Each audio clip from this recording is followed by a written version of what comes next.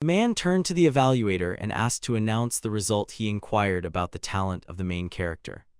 Aldheim Noah, that was the name of the main character. He was only 5 years old and he was the eldest son in the family. The one who examined him said that his talent was deciphering and no other talents were revealed. The Aldheims are a family of magical aristocracy that has existed for generations. Excellent mages and sorceresses have come from their lineage. Everyone held their breath and waited for the results of Noah, the eldest son, who was undoubtedly destined for the greatest talent. The father froze at the expert's words about his son's talent. His name was Aldheim Hildegand, and he was currently the head of the family. He asked if his son had absolutely no offensive magic or elemental magic. Then the man turned his gaze to his eldest son. He looked at him innocently and asked what had happened. Then Hildegand flew up to the main character, slapped him in the face, and said that he was a disgrace to their family. The boy was shocked by his words. The father got angry and asked how he dared to so tarnish their reputation, and Noah, with a bruised face, tried to say something, but the man did not give him a word. He ordered him to be silent and added that he was not his son. Then the man opened the door and left the room. The evaluator called him by name but received no answer, and when the door slammed, the main character burst into tears and began to apologize to everyone. Some time passed. Noah was walking down the corridor. He saw the maid he wanted to talk to. When she realized it was him calling her, she turned away from him and quietly said she was very sorry. From that day, everyone began to avoid the main character. He is convinced that it happened because of his father's order.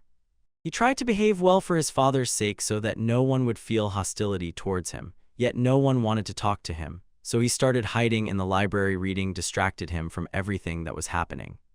Once, while reading a book, he asked himself in surprise how he could read such complex literature. Perhaps it was all thanks to his ability to decipher. Since then, he began to appear in the library whenever he could. Each time entering, he thought about which book to take today, since everything here had already been read. After some time, he went outside and sat near the house, and suddenly, very close by, he noticed some slab. He became curious and crawled closer to it. On it were inscriptions in a language unfamiliar to him. After that, he returned to the library and began to write down on paper the symbols he had seen. They seemed terribly complicated to him, and he did not understand at all what they meant. He returned again to that slab and came across part of a translation, where it was written that on the reverse side everything should be rearranged accordingly. Thinking about the reverse side, he saw there a text that also needed to be deciphered. After a month, he finally decoded all the symbols on the slab. After that, he unhesitatingly arranged the books on the shelves as it was written.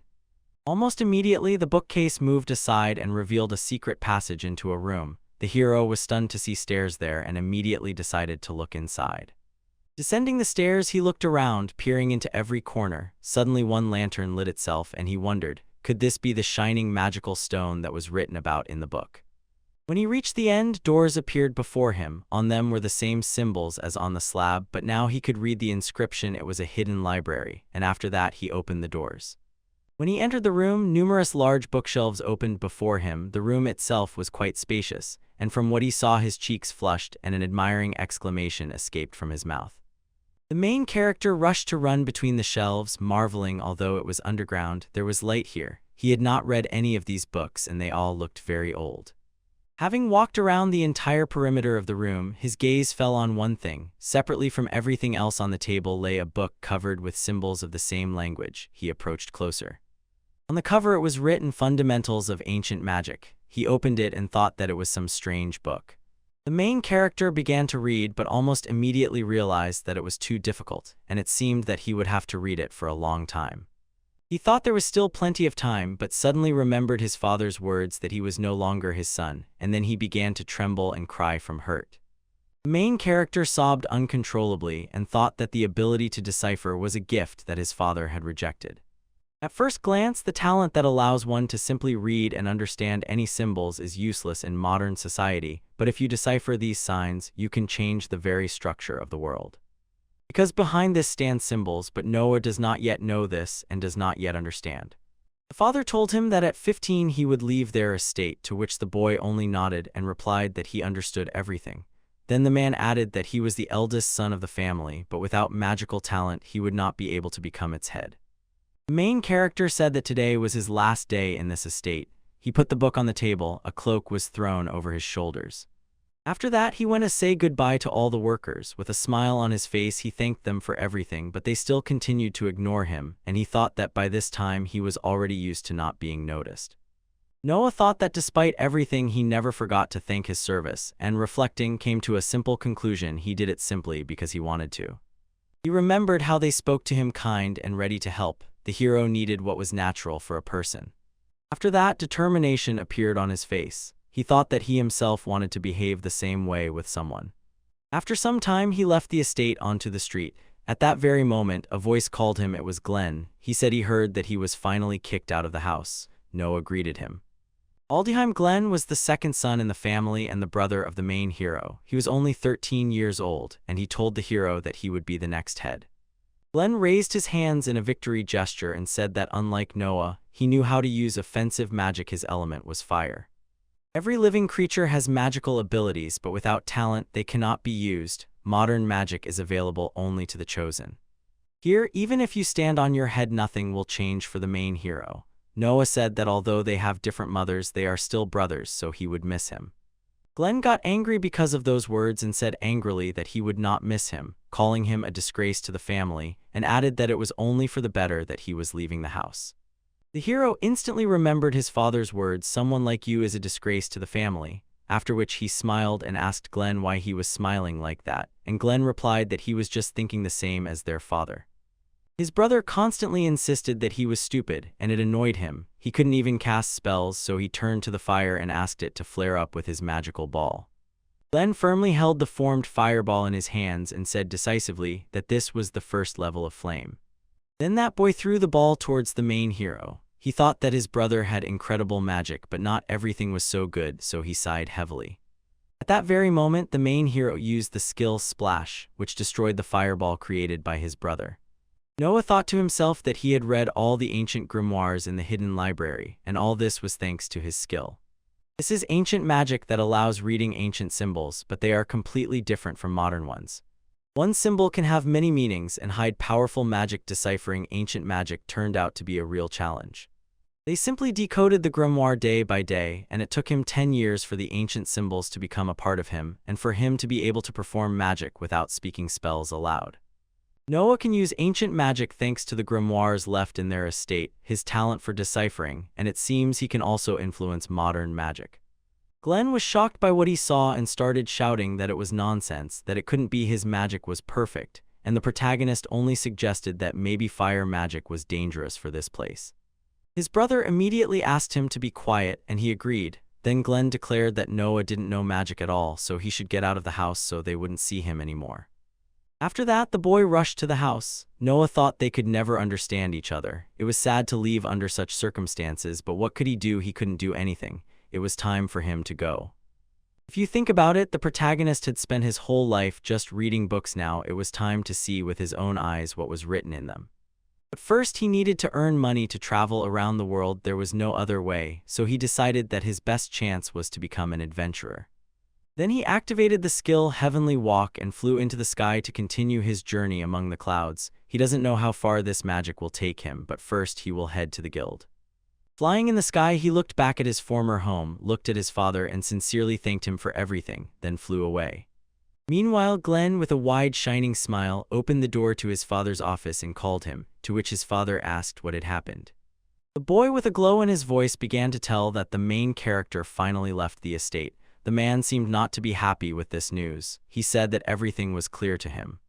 He said that more important events lie ahead. In a few days, Princess Clavdia, the second princess of the kingdom of Razdi, will arrive. Glenna was asked to prepare to treat her kindly, to which he replied that he understood everything. After the boy left his office, the head of the family approached the window and told the eldest son that he did not hate him. He also added that the Aldeheim family does not need people without magical talent, and felt a great relief that the family's shame finally left this house.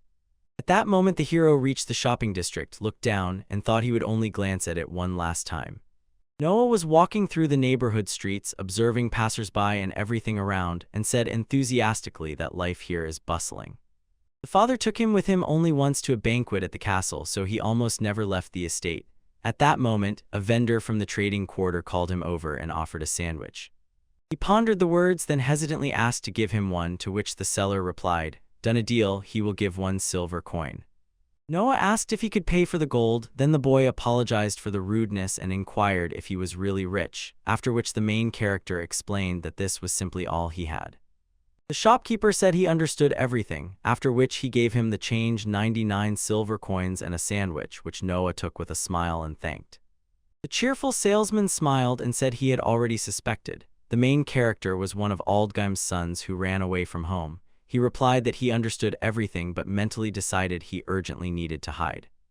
After some time he decided to set out in search of a guild, approached one of the carts and asked where they were heading, to which the coachman replied that they were going to level up and asked if he really wanted to go with them. The hero pondered his words. This territory is in the east. He decided to go there, gave the man coins, then climbed into the carriage and thought to himself that he had always dreamed of riding in it. Inside, 3 men were already sitting. Noah smiled kindly and apologized for the trouble, to which they indifferently replied that everything was fine, after which the carriage set off.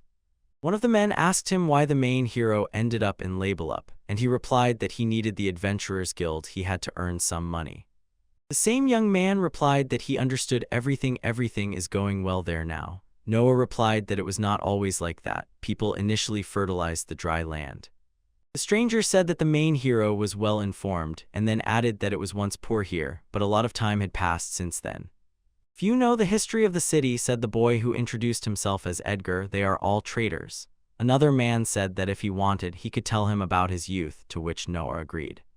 The main hero thought that such things are not read firsthand in books to understand the essence. One must learn from personal experience. Noah smiled, pleased that he was lucky to sit in the carriage. At that moment, the carriage suddenly braked and threw everyone to the side. The horse reared up and neighed loudly. The coachman panicked and Edgar asked what was happening. Everyone looked out of the carriage and stared ahead. On their path stood another carriage, but there was not a single living soul in it. But at that moment they saw a huge monster that let out a loud cry, and Edgar could not stand it. He asked if it was a demon, then guessed that it had attacked another carriage. Another man whispered that it was a wind tiger, a Class A monster, although only Class D and E creatures were supposed to be here, and that was impressive. After this, they noticed 2 people desperately trying to fight that monster. Edgar said that they were already fighting it. He felt sorry for the people in the cart, but they had to get out of there quickly. The tension literally hung in the air. Everyone was on edge, and the cart just stood there, not moving. Edgar swore loudly, demanding to be let through. If a fight started, there would only be more corpses. At that moment, the main character said he would help these people, to which one of the men asked what he was even talking about, saying it was not worth fooling around, he would only lose his life. Noah thanked them for their concern but could not act otherwise. He jumped out of the cart and thought that no one had ever helped him. It was so hard that words could not describe it. At that moment, the main character used a landing skill, turned to the men and told them to go ahead, after which he thanked them for the interesting stories and the carriage moved on. In a few moments, Noah was already approaching this monster. It was gigantic. Such a strong wind rose around it that it simply swept away everything in its path. The hero remembered reading in one of the books. The wind tiger fights excellently in the air, so it was advised to keep it on the ground to limit its maneuverability. At that moment, the knight in armor noticed Noah. He just hovered in the air. He shouted to the monster, "I'm here, come and get him," and thought that first he needed to divert the tiger's attention to himself. Vince Tiger always agrees to accept an invitation to an aerial fight. When the trick worked, he thought, great, now those people are at least temporarily safe. At that moment, the monster struck the main character. Cursed. He thought he had never used ancient attacking magic in battle, but he had no other choice. While he was thinking, this knight also burst into the fight, shouting that he would get him. He threw his sword at him. At that moment, the wind tiger was distracted by the attack, and the knight immediately swore. The hero thought it was the right time to attack and stretched out his hand in front of him. After his strike, the wind tiger tore into pieces. The knight and the girl froze in shock. The girl thought that the purple flame attack was incredible, and Noah sighed heavily and said that it was good that he still managed. After that, the boy fell to the ground as if he had no strength left at all. The girl turned to him and thanked him for protecting them. The main hero got up, apologized to them for being so late, and said that he would leave, but the girl with a determined look asked him to stop. She said that she wanted him to thank her for saving them, but they were heading to the Aldheim estate, and then she asked if he wanted to join them. The hero realized that these people were going to visit his family. He said aloud that he was in a hurry and therefore could not, and for him the best thanks was their safety. Then the girl asked at least to say his name, and the boy turned with a smile and said that his name was Noah. The girl blushed at what she heard and repeated his name. At that moment, the knight said that the horse was safe and they needed to move on. She turned to the man and rejoiced this was good news, and at the very same moment, Noah took off. While the girl was distracted by the knight with her stripe, the main hero had already disappeared. She turned around and shouted his name, but there was no one. The girl said that Mr. Noah seemed to be an outstanding magician, and thought to herself that his appearance was strangely familiar to her. The main hero flew a considerable distance. When he landed, he thought that it was the first time someone had thanked him. He also thought that he considered his talent for deciphering a failure, but still managed to make it a little more useful, and from this he was wildly pleased with himself. Finally, late at night, the girl reached the estate and the owner thanked them for coming all the way to his home, to which the girl also thanked him for the invitation. It turned out that this girl was the second princess of the kingdom, Raz de Claudia. At that moment, Glenn thought she was incredibly cute. He had never seen such beauty, and she had to be his. At that moment, the father thought, if his son married Claudia, their family's position would strengthen even more, so the boy must not let him down. The head of the family said with relief that he was glad to hear about their safe arrival, and the girl replied, honestly, that's not quite true, they were attacked by a wind tiger. At that moment, the knight jumped into the conversation and said that if the princess had not wanted to leave the castle, this would not have happened. The girl replied that she was bored in the castle, that's the whole reason. Then she realized that behaving like that was wrong, apologized to everyone, and said that a wizard passed by who helped them. He killed the tiger with a single strike of purple flame. The father pondered the purple flame. Such a thing does not exist in modern magic. Aloud he said that he had not heard of it, although most prominent wizards know each other. The girl asked him if he knew their savior and said that he was very polite with nice dark hair and a sharp gaze. This wizard's name is Noah. The father, hearing such a description, did not believe it. It seemed impossible to him. His son was so foolish that he fundamentally did not know how to use magic. He declared aloud that he knew nothing about such people. And the girl asked him where the eldest son of the family was. Claudia also said that Mr. Noah was seen at a reception in the Razed castle, and the man coldly replied that there was no Noah in their family, their eldest son was Glenn. At that moment, another joined the conversation and said that, by the way, he was also a fire wizard. He showed his flame. The girl was touched by these words and replied that everything was clear to her. She bowed to them and said that the conversation about a marriage of convenience would have to be postponed. Returning to the kingdom's capital, she would study the Aldgheim family's affairs in more detail. At that moment, the elder realized if rumors spread that the eldest was expelled from the family's name would be tarnished. The knight begged him to forgive the princess for her rudeness. The man replied that everything was fine, but he thought to himself that he must find and return his eldest son before the princess does. The father returned to Glenn and said that he would leave the house for a short time. He needed to take care of himself. Glenn, stunned, asked again what was happening about his arranged marriage and his beautiful wife. After some time, the hero reached the lands of Vagesti, the city of Level Up. He stood in front of the Adventurers Guild building, and it was clear he was in shock. The boy went inside, apologized for disturbing them, and said that first of all he needed to register. Inside, he heard a girl's voice shouting if someone could urgently go to the volcano. She also said that an S-class monster Fafnir had just been discovered there, and Lady Serena was already there, thinking she was taming the fire dragon. The travelers immediately asked if the kingdom of Razde was on the brink of destruction because of this monster. Some began shouting that they urgently needed to rush to help, while others asked if they would even be needed by anyone. One man said that Sarina was the strongest in the guild, to which others began arguing with him, saying that this was no reason to abandon her, and the girl herself stated that it was her fault because she was the one who gave the task. The main hero thought that he had problems. Maybe he himself should go to that volcano and rescue that girl. He said aloud that he would go and take Lady Serena from there. Everyone in the guild froze in shock. The girl asked him what his adventurer rank was. He smiled and said that he had not registered yet. Everyone suddenly fell silent. They refused him. The hero thought that he was not yet a real adventurer, so their distrust and reaction to his words did not surprise him, while people continued to discuss what was happening. Noah thought that everyone was in despair because of Lady Serena. She was truly a very important person to them. If something happened to her, many would mourn her, but when an S-class monster stands before her, she would have to fight it alone. He would have to go for it to succeed.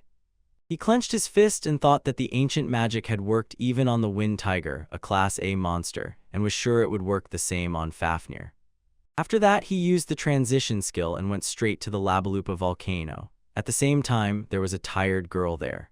She held a sword in her hands, ready to attack at any moment, and wondered how this dragon had even gotten here.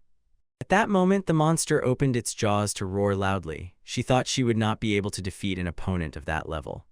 But a few moments later, the main heroine appeared before her. She asked her if she was Lady Serena. She was shocked. At that moment, the dragon decided to attack with flame, and only at the last second did our hero raise a barrier that protected them from the attack. They survived. They were safe and unharmed. He said that Fafnir was not called an S-class monster for nothing. He could withstand absolute flame. Feeling the immense magical power, he strengthened the spell, but the fire's strength was still insufficient. Serena asked him who he was and how he ended up here. The main hero replied that his name was Noah and he wanted to become an adventurer. The girl froze in shock. His desire to become a traveler flashed through her mind, and at that moment the boy decisively said he would first deal with the dragon. He headed straight for Fafnir. She begged him to stop, saying that even the bravest adventurer could not handle this monster, but he did not even listen to her. After that, he rushed at the dragon. It was thrown back several meters, but it caused almost no damage. He said that this monster could not be killed either, and the effect, as expected, was lower than that on the Wind Tiger. The girl froze in shock and asked if he was really a monster, to which Noah replied that he was very offended when she called him a monster. Then the girl asked in surprise if she had really said that. After this, Fafnir called him a human and asked what magic he possessed. First Serena and now him. The dragon had just awakened from the seal. The main character froze in shock, looking at the dragon. He asked the dragon if it was really him speaking to him. Fafnir quietly snorted and said it was interesting. He did not think anyone could talk to him. He admitted that he himself was stunned, apologized for the sudden attack, and explained that they did not mean him harm, but the dragon did not believe him. Fafnir asked him if he should believe the words of that man, and added that they came to place a new seal on him. The main character explained that it was not like that. The girl who first entered the battle came here to destroy the fire dragon, and he had already gone after her.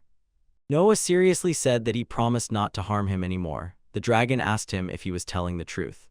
At that moment, Serena interrupted the conversation and asked if he was really talking to the dragon now. She said in surprise that she did not understand their language at all and immediately asked if it was the language of monsters.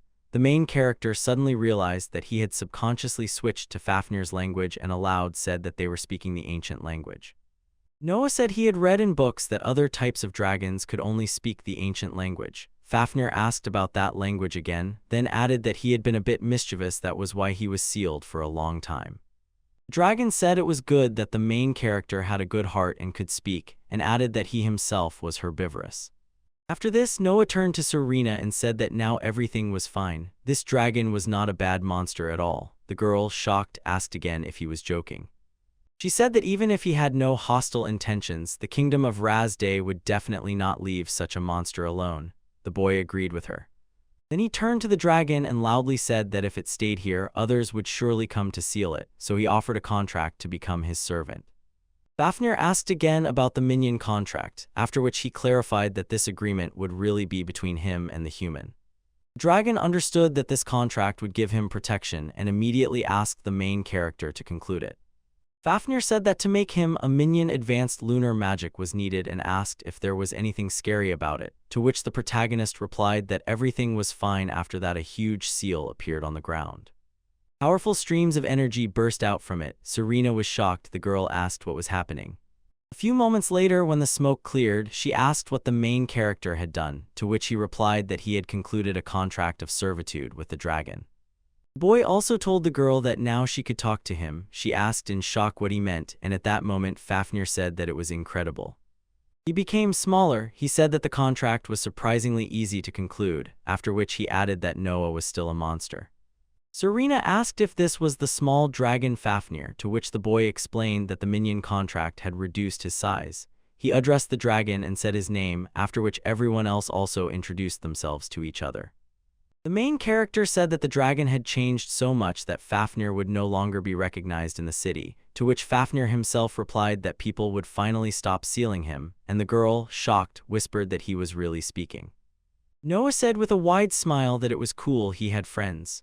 Fafnir laughed and added that this subordinate, who was supposedly a friend, was clearly a funny guy. The girl at that time could not believe what was happening. After some time, everyone returned to the guild, and the girl administrator exclaimed with relief that she was so glad the lady was alive. She apologized to her for everything that happened because of her, to which she replied that everything ended well. At that moment, the main character stood behind everyone with a dragon on his shoulder. He looked intently at everyone and smiled gently. After a few moments, Noah and Serena went outside, and Serena reported that she had brought news to the guild she did not meet a single dragon. Noah replied that it was good, after which he thanked her. She asked where he was going to spend the night. He answered that he had not decided yet. He had almost no money, so maybe under the open skit did not matter to him. Serena thought for a moment about his words, then she shyly asked if he would mind going to her place then. The boy asked about it once again. The girl instantly blushed and said that she did not mean anything like that at all. She just wanted to thank him for the help and added that she had a free room at home. The main character asked her if she was really sure about her decision, and she smiled and replied that she wasn't would also treat him to food because she cooked wonderfully. After some time, they found themselves in Serena's house. The main character ate the food she had prepared, said it was delicious, and Fafnir also confirmed. The girl told them not to be shy and to eat as much as they wanted. Then she offered more, to which the boy replied that he understood everything and thanked her. Serena returned to the stove and said that he still surprised her. First, he appeared before her as if out of nowhere, and then with one breath blew away that dragon. To this, the main character replied that he used ancient magic. The girl laughed and said she did not understand anything about it, and then Noah said that it hurt him. Serena asked if he really wanted to become an adventurer and advised him to go to the guild tomorrow morning and register as the senior. She would tell him everything. The hero thanked her, addressing her as Lady Serena, and she replied that he could simply call her by her name. She did not need such honors. The next day, they both came to the guild. The main hero was handed a form and told that he first needed to fill in all the required fields. He agreed. And the girl administrator even asked him in surprise whether this little dragon was really his assistant. Fafnir silently settled on his shoulder. At that moment, the main hero responded approvingly, then turned to him and handed him a collar. He explained that it was a collar with the subordinate contract mark so that people in the city would not mistake him for a wild monster. The dragon said that it was wonderful, then thanked him. The collar was already on his neck, and Serena said it suited him. The main hero whispered that he had inscribed a rune of plasticity on it so it would not break when Fafnir returned to his original form again. After some time, the administrator returned and apologized for making him wait. The girl pointed to the door and said that now he needed to enter this room for a talent test. The dragon asked him what had happened. His magic suddenly got confused. He replied that he had bad memories of talent tests, but there was no other way, so he had to go there. The main hero entered the room. There was a man with glasses. He said that he was an evaluator. His name was Carl. The main hero also introduced himself, after which they got down to business. Suddenly, a light flashed on the table in front of the man. Noy watched his actions closely. Carl asked if he really knew how to decipher. The man said that he was impressed because he had a very rare talent. The main hero was shocked by his words and asked about it again. Carl explained that in 10 years of working here, someone with a talent for deciphering appeared for the first time, but he was not very suitable for the role of an adventurer, so Carl suggested finding him another job. The main character thanked him and said he did not need it. The man warned, the profession of an adventurer is full of dangers, so he asked him to be careful. After some time, they left the room. Noah sighed with relief. He was glad that his talent was not called worthless. He said that Carl is a good person. The dragon said that his talent cannot be ignored. After that, he went with Serena to the task board. She said directly that being rank F, he should start with collecting requests, and he replied that he understood everything. They took the task to go to the eastern forest and collect 10 medicinal herbs. Their recommended rank F, reward 4 silver coins. Fafnir asked how much food could be bought for this reward, to which the main character replied, 4 sandwiches, and Serena added that everyone starts from here and needs to go straight to the eastern forest. After some time, they reached the required place. The dragon said that to find a certain plant in such a large forest, they would have to try very hard. The main character smiled and said that almost no time was needed, after which he immediately used the skill to detect materials. He said that this spell allows him to instantly find various materials. The dragon said that he was doing the unthinkable again. The hero replied that it was not him, but the creator of this ancient magic who crossed the boundaries of imagination. Fafnir said that Noah is also an unusual person and can use it. At that moment, they found the herb. They quickly returned to the guild. Serena and the administrator were stunned. He brought a whole basket of healing herbs. The boy explained that besides healing herbs, he also collected others those he considered useful. Serena said that for some reason, this did not surprise her. After this, they went together with the herbs to the appraiser Carl, who said in shock that he could not believe it he had gathered so much and so quickly. Holding a magnifying glass in his hand, he carefully examined one of the plants and said that even rare panaceas and magical herbs were in perfect condition. Carl said that the main hero brilliantly completed the first quest, to which he thanked for the praise. He said that he could not even imagine that such a result could be obtained from a person with a talent for deciphering. Even his appraiser's eyes were blind here. The main hero admitted that he was still a complete novice. Carl said that a novice adventurer often searches for medicinal herbs for only half a day, then asked if he had already decided on the next quest. Noah refused, and then the man said that he had one task he would like to entrust to him, to which the boy replied that he would gladly agree. The hero looked at the scrap of paper. It said that he needed to go to the eastern forest and collect one magical flower recommended rank B, reward 5 platinum coins. Carl said that magical flowers are an ingredient for creating the elixir of life. Noah asked if he was really the one who, according to rumors, was considered capable of curing all diseases. The man answered affirmatively. The hero began to doubt the rank was too high. He said that, as far as he knew, he could now take a maximum of E rank, and Carl replied not to worry. Even if you fail, I will pay compensation. The man said that his daughter was tormented by an unknown disease. At the same time, it was clear how much he was worried about it. He said that he had consulted all the doctors and even raised his level, but no one could help, so there was only one way left, to use the power of the elixir of life. The man said that he had already obtained what he needed: panacea, holy water, and mermaid's tears. All searches for the magic flower ended in vain. Once this rare plant was found several times a year, but in the last couple of years no one even came across a single one. And now Mr. Noah showed such results, perhaps he is the one who will find it. Carl said that he is the client of this quest, so he fervently hoped that the main hero would not refuse him. The latter replied that he understood everything and agreed to take on the search. The man thanked him from the bottom of his heart. At that moment, the dragon asked him if it would not be easier to cure that disease using ancient magic. The main heroine explained that these diseases are more from medicine than from magic, but she can still handle some of them.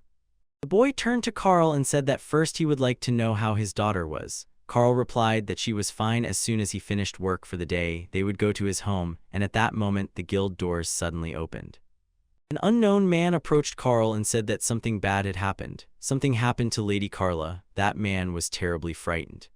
Soon they reached Carl's house and he called his wife by name Sarah. She shuddered from surprise. They anxiously approached the daughter's bed. The man asked what had happened to the girl. Sarah explained that Carla suddenly fainted and did not regain consciousness, and the doctor, looking at her body, which was externally normal, asked what the cause was. At that moment, the main hero was intently looking at the girl, and suddenly he was enlightened. He asked to speak. At that moment, the doctor asked him what he was doing. They had an urgent matter. He should not be distracted. The main hero did not listen to him. He said that the girl had the syndrome of hardening of magical meridians. This disease disrupts the ability of the channels through which magical energy flows. Everyone was stunned.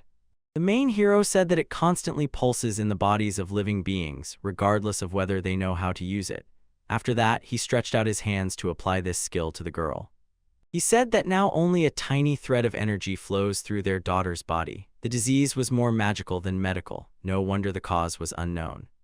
Carl asked him if he could cure her, to which the main hero replied that he is now giving his energy to temporarily ease the symptoms, but true healing still requires the power of the elixir.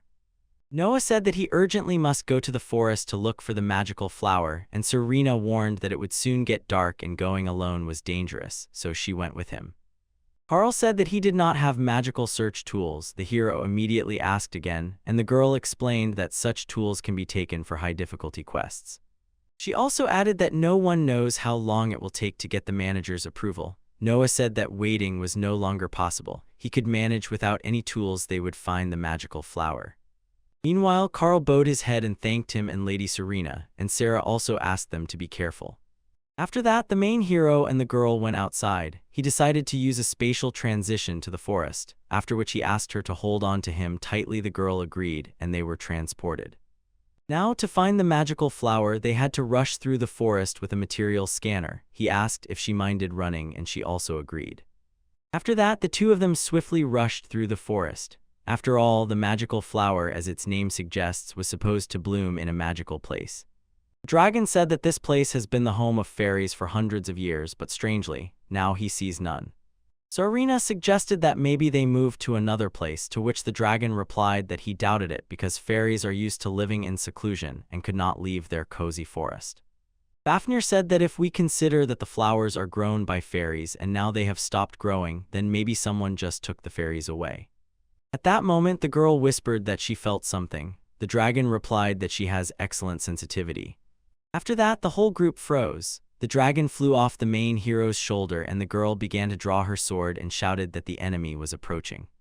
At that moment, a huge monster with the head of a piranha appeared next to her. A trident gleamed in its hand, and the girl immediately parried its strike with her sword. Serena sliced the monster's torso with her sword. The upper part flew off, and then she turned back to Fafnir.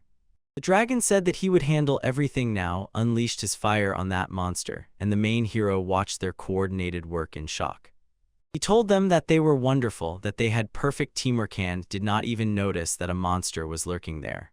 Serena sighed and said that Noah really is an adventurer, still a novice, to which Fafnir agreed with her and added that there is a huge difference between skills and real combat experience. Serena asked him how the search for the flower was progressing, to which the main hero replied that he felt a faint response. After some time, they approached a pond. The girl asked if it was really a lake, and Noah pointed to the water with his hand. The main hero said that the answer of the magical flower comes from the very bottom of this lake. The girl asked in shock if that was true. She even asked why it grows exactly there, and he replied that indeed magical flowers are not aquatic plants. He thought to himself that magical energy was still concentrated exactly there. Serena said that in any case they had no choice, although she did not like swimming. What can you do? The main character told her that he would look himself what was there, after which he took off into the air. The girl tried to stop him. After that, Noah used the skill of the air cover, which seemed to lift their bodies along with the dragon into the barrier, after which he and his assistant splashed into the water.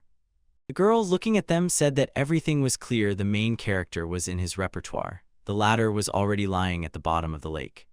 After a few moments, he found himself in front of an unfamiliar object. The dragon asked what it was, and the hero replied that it was a spatial rift, a type of ancient magic. He added, simply put, it allows free passage to wherever it leads and to return back. Fafnir said that he felt a faint breath of fairy magic. The protagonist also said that the magical flower's response also came from it. The dragon added that only fairies do not know such magic. Obviously, they did not go on their own, someone took them. The hero looked decisively ahead. After that, he decided to touch the crack, but it seemed to move toward the touch. Noah said that there was a barrier here. This confused Noah a little, and the dragon replied that he would destroy the barrier.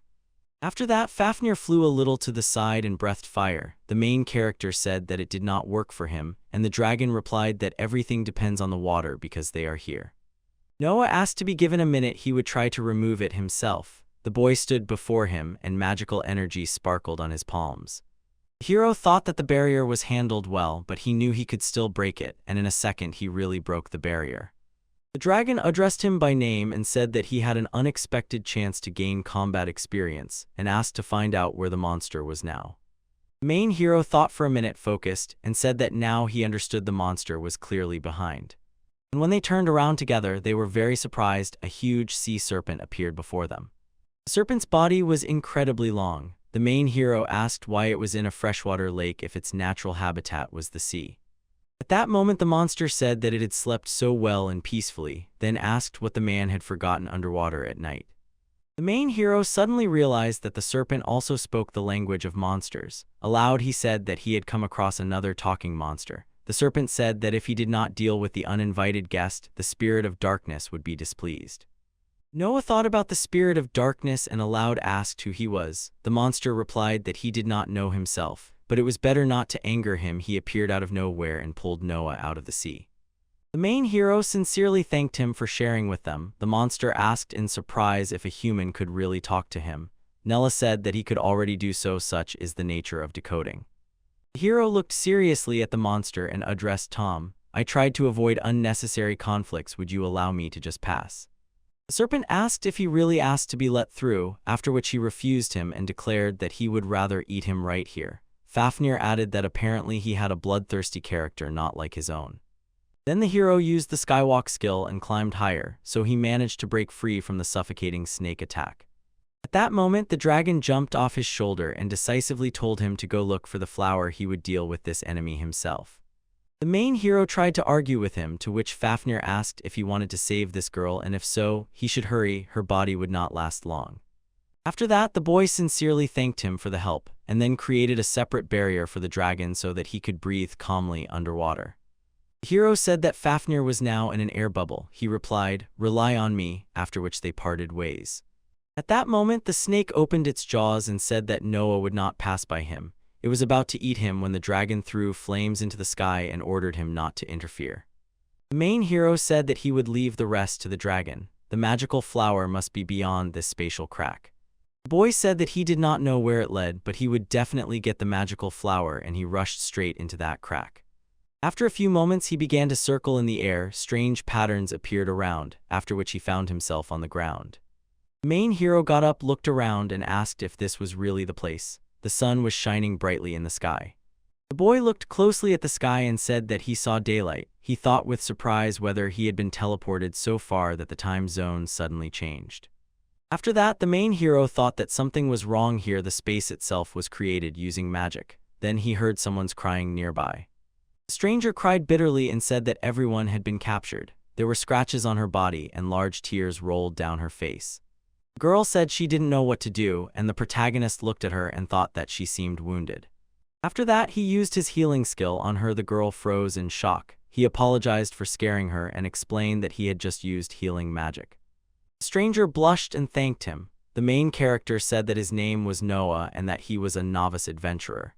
It turned out she was a fairy. He asked her if she was really a fairy. She answered yes, and then she asked him if he was really human. The main character also answered her affirmatively, sat on a stump, and said that his talent was deciphering. The fairy said she understood why he could talk to her even though he was human. The boy replied that he believed it was true, and she told him that at first they, the fairies, lived in the level-up forest. Suddenly, an evil spirit of darkness appeared, grabbed them, and locked them in this space. They tried to break free from it, but in vain. Everyone except her is held in prison where that huge tree stands. Noah, worried, asked why the spirit of darkness needed them and what it was going to do with them, to which the fairy replied that she didn't know herself, and then asked him what he was doing here at all. He said that he really needed to find a magical flower to heal a sick girl, and the fairy replied that magical flowers really do grow here. She sat on his head and with a serious look said that there were problems. After that, they approached the tree and saw that a cage for fairies was hanging there. The main character looked at that scene and said it was terrible. He immediately rushed there to save them, but the fairy stopped him and said that if he went further, he would be attacked. Then a golem, a guard, appeared before them, and the fairy said that he protects this place during the absence of the spirit of darkness. The main hero said that it seems he needs to save the fairies and collect magical flowers, but first to defeat him. After that, Noah resolutely told her, "Do not be afraid, I will definitely free your friends." At that moment, they looked at him attentively. He asked her to hide in a safe place for now. The girl, hesitating, agreed, thanked him, and asked him to be careful. After that, he turned to the enemy and thought that the only way to defeat him was to rewrite the ancient symbols carved on his chest, but first he needed to wound and immobilize him. While he was devising a plan to deal with the enemy, the latter suddenly lunged at him and as a result, trampled the magical flower. Suddenly, the golem rushed into attack and swung his hand, but the main hero fired his skill and raised his sword into the air. He thought that it was not in vain that he had carved the ancient sign of protection on his cloak. Golem's attack power was no child's play. He was very high level, and receiving another such blow would be extremely dangerous. After that, the main hero used the trajectory change skill and flew around the enemy in a triangle. He placed magical seals in all corners, stood behind one of them, and used the skill Absolute Flame. It released a purple weapon. But after a few seconds, when the effect ended, he saw that the golem was standing as if nothing had happened, and he wondered whether the Absolute Flame had not worked. Then he decided to use his skill Magic Shot, a fairly powerful move to damage the enemy, and at that moment the fairy was watching him from behind a tree. And as soon as the smoke cleared, the golem was back in action. It swung its hand to strike the hero. The boy didn't manage to dodge the blow, and when the enemy's fist hit his body, he flew quite far. Then it dawned on him that this golem was made of mithril. He crashed his body into a giant boulder. Small cracks began to creep around it, and it flashed in his mind, mithril, an ore that is immune to magic. Spells can pierce it, but if even the ancients are powerless, then here they use the purest mithril. This giant cannot be defeated by magic. After that, the golem was again next to the main hero, and once more swung its hand to strike. Noah thought that things were bad and decided to use spatial displacement, but when he tried, he realized it didn't work, and the monster's fist was already near his head. At that moment, the blow passed through his entire body. The boy clearly felt pain and was thrown far back. The main hero lay on the ground, his clothes torn, body covered with bruises and scratches. He looked at the golem and thought about how to defeat it. He turned over in his mind how to erase the symbols on its chest without making it mobile. But he answered himself, it won't work, there is a solid barrier there. The main hero also thought that escaping from here was impossible without defeating the golem. He couldn't save the fairies and didn't deliver the magical flower to Carl. He thought that if he had combat skills, he could have come up with a way to defeat the enemy without magic, but in reality, he only had deciphering and ancient spells. And Noah got up and realized, even if their work on Golem fails, he will have no other choice only to defeat it. Barely standing on his feet, the hero created a magical seal and decided to unleash his absolute flame. Moreover, he imposed several more seals. He decided to change the formula to enhance the power of ancient magic. He would give himself to it with all his heart, but it would break through his magical defense. The hero felt that he had to comprehend the ancient symbols to embed magic in each of them deeper than ever before.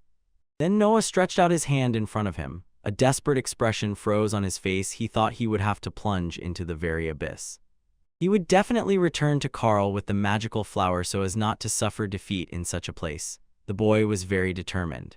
But as soon as he decided to use his power, the space in her eyes seemed to double, and a small spark burst from her palm. He did not understand what was happening. Noah felt dizzy and everything blurred before his eyes, suddenly realizing that his magic reserve was depleted, and he began to fall backward. At that moment, the golem let out a loud roar, then approached closer and loomed over the main hero with its entire body. The latter was sitting on the ground, blood was flowing from his nose, he had no strength to fight back. The fairy was shocked by what was happening. The boy thought everything was bad, he was losing consciousness. Suddenly, he heard the rustle of paper and wondered what it could be. The sound was like pages turning. When the main hero opened his eyes, a huge book appeared before him. He hovered in the air and asked where he was and where the guard column was. He glanced at the book and thought that the inscriptions in it were very ancient and confusing. There he read about composite material and mithril. Thanks to numerous formulas, the magical protection was brought to the very limit. It also mentioned the spellcaster and the spirit of darkness. Suddenly, the hero seemed to come to his senses and wondered why there was so much information about that golem in this book. He instantly began flipping through the pages to learn as much as possible. He felt an incredible magical power emanating from her, as if she were the ancient magic itself, and indeed magical energy enveloped her from head to toe. He raised his index and middle fingers into the air, and magic flared around them. He thought that if all this was really true, then perhaps he could rewrite her formulas. Then he ran those same fingers over the pages of the book and read about how to change the natural properties of mithril from anti-magic to those that allow magic to pass through, while his eyes seemed to be covered by a fog at the same time. As soon as he read this information, the book suddenly closed. I did not expect this. The title was written on the cover, The Book of Peace.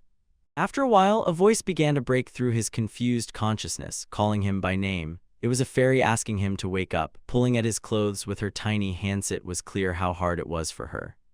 The main hero asked what was happening to him. At the same time, he was not fully conscious yet. The fairy instantly called him by name. She was worried. After that, he came to his senses and asked if he had really fainted. When he looked ahead, he saw the golem roaring loudly again. At that moment, the fairy hissed that it would have been better if that had not happened, and at the same time she was carrying Noah on her back. After some time, they flew away to a sufficient distance. The girl said that now he definitely would not catch them. The main hero said that she saved him from the monster while he was unconscious. The boy smiled at her, thanked her, and said that now everything was fine. The girl was very tired. Seeing him retreat, she began to scream with tears in her eyes, begging him not to do that. The hero thought that he still had some magic left, and even the most powerful absolute flame did not affect him. It was clear what turbulent thoughts were raging in his head. The fairy kept repeating, "Mr. Noi must come to his senses, we need to run," but that boy was very stubborn. He had already decided everything himself. The main character froze, looking at the golem, and trembled, thinking whether what he saw in the book was really a dream, or maybe the book of the world itself was just a dream. The boy thought that he had never heard or read about such a thing before. At that moment, he used the skill air cover, which he had already used on the fairy, and she was surprised by his actions.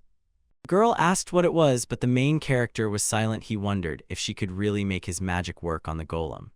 He closed his eyes and said, "No, I can't. It's impossible to simply change the foundations of the world." Then he stretched out his hand in front of him and thought that all that remained was to hope for the Book of Peace. He prayed that everything would be fine, even if his magical resilience weakened a little. Having said this, he directed a blow straight to the golem's chest, watched closely, and thought that it would be enough just to scratch the ancient sign on its chest. But everything happened quite differently than he imagined. The monster in front of him shattered into pieces, and from his blow in the center of the monster's chest, a huge hole formed. The boy froze in shock. The fairy, who was watching what was happening, smiled broadly and said it was incredible. The main character could not believe his eyes. The changes in the book were reflected in reality. After that, he knelt down on one knee and with relief realized that the guardian golem was completely disabled, then looked at the remains of the enemy and estimated how much precious mithril was there. The main character wondered where such power came from in the Book of the World, but immediately said that now was not the time to think about it. He decided for now all the golem's remains would lie in his inventory. He stretched out his hand and, activating the skill, began to absorb all the remains into the inventory. The main character, with a determined look, said that he finally understood this, after which he shifted his gaze to the cage with the fairies. In a moment he approached, lowered it from the tree to the ground, and then dismembered it with his bare hands so the fairies could fly out. They looked at him with distrust because he was unfamiliar to them. When all the fairies flew out of the cage, a girl flew up to them and exclaimed that she was so glad they were all safe, and the fairies began smiling at each other and joyfully celebrating their rescue. The girl turned to the main character with tears in her eyes, uttered his name, and said that she thanked him with all her heart. One of the fairies asked her if he was really human, and the girl replied that there was no need to be afraid. Mr. Noah was very kind. The main character glanced at the tree trunk. A new spatial rift appeared near it, quite large. He looked closely and thought that now he could leave this place, but his face and clothes were completely covered in dirt. He suddenly remembered his true goal and whispered that all he had left was to gather the magical flowers. After that, he fell to the ground and began searching. The main character's face was very focused. He was looking through the grass, searching for his target. The fairies also closely watched his actions. The main character returned to one of the flowers, but it was broken. He cursed, began searching for other flowers, and realized that they were all broken. Holding one of the flowers in his hand, he thought that the fight with the golem had dragged on too long and said that everything was bad. He would not be able to prepare the elixir. Despair froze on the hero's face. He looked at several flowers, but all were broken, not a single whole one remained. He exclaimed that without that flower he would not be able to save Carla, then asked in despair why, damn it, he had come into this space at all, and powerless fell to his knees, resting his palms on the ground. The familiar fairy was already upset with him and called him by name. Other fairies were also watching what was happening in the clearing. Later night came, countless stars shone in the sky, and on the ground lay the head of the slain serpent. Serena stood nearby holding a sword in her hands. Fafnir stood beside them and said that this monster made him sweat heavily. The girl said that the serpent was suspiciously strong. She suggested that it was because of the spirit of darkness it seemed to have endowed it with its magic. She hopes that the main hero is okay there. The dragon said that the spatial rift disappeared immediately as soon as he passed through it, so now he cannot even catch up with them. Among monsters there are those on whom magic does not work. Fafnir realized that he probably made a mistake letting him go alone. He cursed himself and was tormented by the thought of what a miserable familiar he was. At that moment the main hero appeared behind the girl. He was alive, apologized to them, and said he was late. Serena shuddered with surprise and fear. After that she asked the boy how he was and if he was safe. He replied that there was only a small scratch, but it was all over now. Fafnir said he knew he would return safely. The main hero said that he came out through that spatial crack, and Serena looked at him attentively, smiled slightly, and said she understood everything. Suddenly her face changed, it became wary. The girl asked about the magical flowers. Had he managed to collect them? The main hero lowered his head, his face became sad. He apologized to them and said that he did not understand them. Serena instantly asked him what he meant, and the boy replied that everything was fine. The girl clearly did not understand anything. Then Noah addressed the dragon and, apologizing for the request, asked him to lift them onto himself. The dragon agreed and explained that it would not cause him any problems, and Noah thanked him and said that he had no magic left for spatial transition. After these words, he climbed onto Fafnir's back together with Lady Serena, and they all flew into the sky. While the girl looked around cautiously, clearly frightened, she clung tightly to the boy so as not to fall. The dragon turned to the main hero and asked if everything was really okay, that they had not gotten that magical flower after all. The whole journey was for it. The main hero smiled and said that everything was fine, then turned to the stranger and added that he could leave. The dragon was kind, so there was nothing to fear. The boy asked if he could ask him a favor, and Fafnir, raising an eyebrow, replied with a question: "Who are you talking to, and in what strange language?" A little later, in the house of the Carl family, the man together with his wife and doctor stood by the daughter's bed. The woman held her hand. She lay there still unconscious. The father, calling his daughter Carla, asked her to hold on a little longer. The mother was also worried and called her by name. The girl had a fever. Drops of sweat ran down her face. Carl said that everything would be fine. Mr. Noah would definitely return with the magical flower. At that moment, the girl opened her eyes and called her father. It was obvious that she had no strength, but she barely smiled and said that they needed to look. There was a fairy in the room. Carl asked his daughter what she was saying. It was clear that her words frightened him. He asked her to just wait, everything would change soon. At that moment, the girl's mother raised her head. She became curious about what her daughter was talking about. The woman was surprised. She turned to the man, clearly upset by what was happening. He asked her what had happened. After that, the man abruptly raised his head, and at that moment was a little surprised by what he saw in front of him. Right above everyone, almost under the ceiling, there really hung a tiny fairy with wings and in a strange costume. The girl smiled and called her Carla, and asked if that was really her name. The fairy landed on the bed, and the girl's parents looked amazed at the tiny creature with transparent wings. Carla looks at the fairy, and she, smiling, responds with a glance. She smiles and tells the girl that it is time for miracles, and asks her not to forget to thank Mr. Noah. The fairy turns to Carla's parents and promises them that now everything will be fine. The girl's father thinks he is dreaming. Many fairies in beautiful dresses and with flower bracelets on their legs fly through the night city. The dark sky glows from the light pouring from the windows of the houses. The fairies fly, talking and laughing.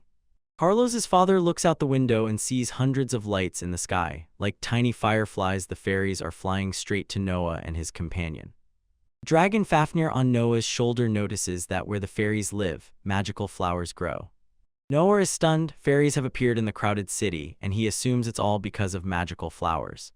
The boy believes he saved the fairies who were stuck in a spatial rift, and they decided to repay him by helping him. The dragon looks at the fairies flying in the sky, thinks that another trait of Noah's talent is the ability to decipher foreign languages, and says that for the hero there are no racial barriers. He concludes that this was to be expected from the one who made a contract with him involving a minion. Noah asks Fafnir what he is mumbling and announces that it's time to start making the elixir. Ingredients appear on the table, and the elixir itself in a glass vial. Happy parents tightly embrace their daughter Carla Chan, who long suffered from the syndrome of magical meridian hardening and has finally been cured. Girl laughs joyfully. The heroes rejoice, the job is done. The girl's father addresses Nella. He doesn't know how to thank the boy now. Bowing his head, he sincerely thanks him several times. Noah asks, "Do not bow your head." The hero is happy and glad that everything is now fine with Carla. The father told his daughter that Noah cured her of the illness. She thanked him, and the young man smiled. The head of the family turns to his wife and Carla. Noah thinks about how his mother died shortly after his birth, and his father never loved him, so he sees a lot. Deciding not to further disturb the family harmony, the young man tells everyone that he must leave. Carlos's father asks Noah to have dinner with them if he doesn't mind.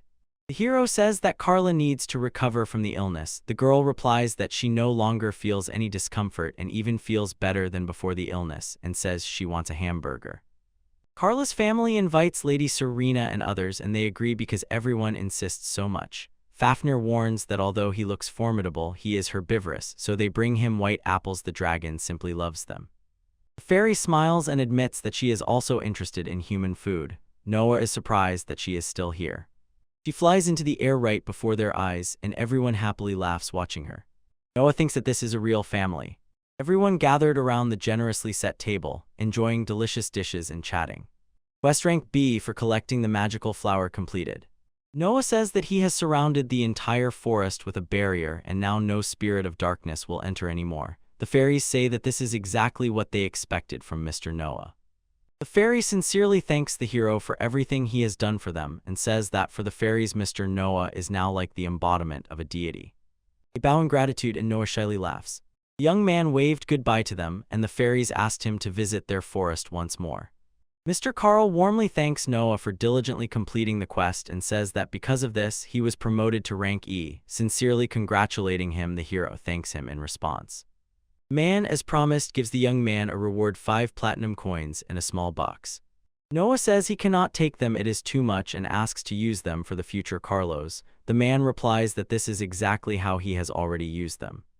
The girl's father takes Noah by the hands and asks him not to refuse the reward because he earned it.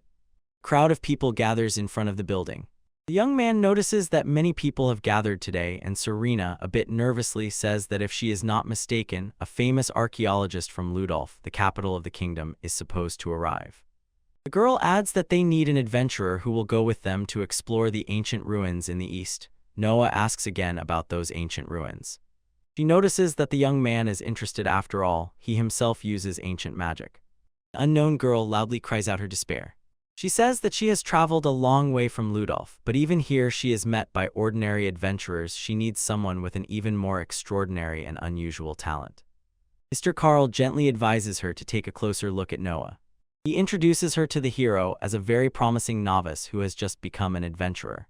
The girl looks intently at the young man and asks what his rank is and what the little dragon on his shoulder is. Noah smiles and tells her that he has just reached rank E and the little dragon on his shoulder is his familiar, with whom he made a minion contract. She turns away from him and decisively says that he is worthless. Mr. Carl is stunned by her decision. She says that rank E is not even considered, they need a group of level B or at least C. The man tells her that Mr. Noah has experience in completing B rank missions. The girl thinks he was just lucky. The young man asks Mr. Carl not to persuade her. Mr. Carl is sorry to hear this but can do nothing. Lady Serena defended Noah, explaining that the low rank is because he is just a new adventurer and asked if he has a chance. The young man stopped her, calling her by name. It turns out the girl knows Serena and knows that she is an A-rank adventurer. She is simply stunned by this. The girl says that in Ludolf there is even a fan group for her because she is the youngest A-rank adventurer and an excellent swordswoman. Noah says that Lady Serena is still cool. The heroine brushes it off. It's nothing. The girl adds that she would very much like to take her along as an escort if she agrees. Serena apologizes and says she refuses so far. She has no plans to set out to level up and ruins do not interest her, unlike Noah. Girl asks why she is defending the E-rank boy. She thinks that he is Serena's boy, that's why she is so supportive. Serena denies this. She says that Noah is incredible despite his rank and vouches for him with her A rank. The heroine asks the boy how his wounds and magical power are. He has already fully recovered. They go out into the yard and Serena challenges Noah to a fight. She explains that there is simply no better way to prove his strength faster. The young man hesitates. The girl is skeptical. For her, it is absurd because there is a huge gap in strength between them. Everyone is stunned. No one even imagines who would dare to fight that lady. Serena encourages the hero not to hesitate and hopes that Noah will not fight at full strength. The young man decided to hold back his firepower to sparring level, but he knows well, ancient magic, if it hits, can seriously injure a person. Serena rises into the air and calls Noah, "Try hitting me first." The girl delivers a devastating blow to him with all her might. The heroine tells him not to be afraid. She hit him with a flat palm, although she understands that it must be very painful. The girl encourages him, "Don't give up, keep fighting." This time the young man reacts first. Serena enthusiastically praises his lightning-fast reflexes and adds that she envies his ability to hover in the air. The boy announces now it's his turn to attack. The girl agrees. He extends his hand forward. Serena knows this is Noah's special spell, Absolute Flame, so it's better not to get in its way, otherwise it won't end so easily. The hero attacks wrapped in flames. The girl runs to him, confused. The flames do not fly at her, they freeze around him. The heroine watches as Noah disappears behind the curtain of flames and begins to speculate. She worries whether he has disappeared somewhere, but quickly convinces herself that the hero will definitely take the opportunity and appear behind her back. Serena has no doubt the young man will approach her from behind through spatial transition. The girl attacks, but to her surprise, Noah reads the attack and uses the transition again. The boy admits that defeating Serena is not easy, and she says that she lost without any chance. The girl shouts that she does not believe her eyes. E rank defeated A rank. Hearing the crowd's applause, the heroes remember that they are being watched. The girl apologizes for her previous rudeness and tells Noah that she will gladly take him as an assistant in exploring ancient ruins. The young man really wants this and accepts her offer. Serena is happy for him. She believes it is still too early to say goodbye, and the hero agrees with her. The girl says it was a short but incredibly valuable experience, as if she found herself in a fairy tale, and Noah replies that he knew almost nothing about the life of travelers and learned a lot. Serena smiles. She wouldn't be surprised if next time they meet, this guy will already be S rank or even have the title of hero of the kingdom of Razdi. She asks Fafnir to take care of himself, and he responds in kind. Noah sincerely thanks his friends for their help and firmly shakes Serena's hand. The girl told the hero that magical transport is parked outside the city and they will go to the ruins on it. The young man agreed. Noah waves goodbye to everyone, thanks them once again for their hospitality, and wishes them luck. The heroes say goodbye. The young man and the girl set off into the forest. Mr. Carl, holding his daughter in his arms, looks sadly at the parting with Noah, and Serena wishes him success. An active volcano is visible above the treetops. Smoke rises above the forest and stretches into the sky. Finally, the girl dared to introduce herself to Noah. Her name is Yun. She is an archaeologist and engineer of magical instruments in Ludolf, the capital of the kingdom. The boy in response introduced himself and Fafnir.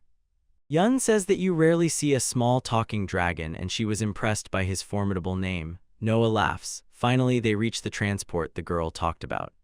The boy excitedly asks if this is the magical transport Yun mentioned, adding that he sees one like this for the first time. The girl says it is a motorcycle, her pride and joy. She asks if the boy is ready to set off. Gas bursts out of the exhaust pipe. Noah thinks that a jump between dimensions would get them there in a second, but he always dreamed of traveling the world. The motorcycle sped forward and the heroes set out on the road. They raced past tall mountains and clouds floated lightly in the sky. In the evening, Yun and Noah stopped for the night and made a campfire. The next day they arrive at the place. The boy looks excitedly at the ruins, and Yun suggests immediately starting the exploration. The heroes enter the building and walk straight into the unknown darkness of the corridor. They reach the ancient ruins east of Ludolf. Yun, holding a burning torch, leads their small procession and announces that as the group leader she will first teach Noah archaeological excavation. The young man agrees. She warns him that the valuable treasure in the ruins is protected by many traps, so he needs to be careful. Suddenly something attacks them, and Noah reacts lightning fast, activating a magical barrier that protects them. The hero tells the girl that she was right, there really are traps here. Yun replies that she deliberately activated the trap to test him. Out of nowhere, magical bonds suddenly appear and wrap around the girl's arms and legs. She is confused and does not understand what it is or what is happening, but Noah hurriedly helps her and frees her from the bonds. The shackles break and fly aside, and Yun screams as she flies into the boy's arms. The hero thought it looked like some ancient weaving tool, and the girl is racking her brain on how to escape. She frowned, angry that she had been caught twice already. Now Yun is determined to take on anything. The girl climbs onto Noah's back and hugs him by the shoulders, leading him forward. The hero says it's a bit hard to walk like this. The girl replies that she won't leave him anymore, and Fafnir decides to go first. The heroes walk down the corridor, their familiar flies ahead, and they approach an empty room. Noah assures him that everything is fine, there are no hidden traps in this room. Yun clings tightly to him. She trusts this boy. The hero says he is interested in the symbols written on the wall. The girl asks if he can read them by deciphering. Noah says he can and looks closely at the inscription. He deciphers, someone's daughter is already grown but eats without manners, and the father worries about her future. Yun asks what to do about it, and Noah says it's an ancient diary. He continues to decipher the symbols. These are markings of a runic calendar, which the heroes hear about for the first time.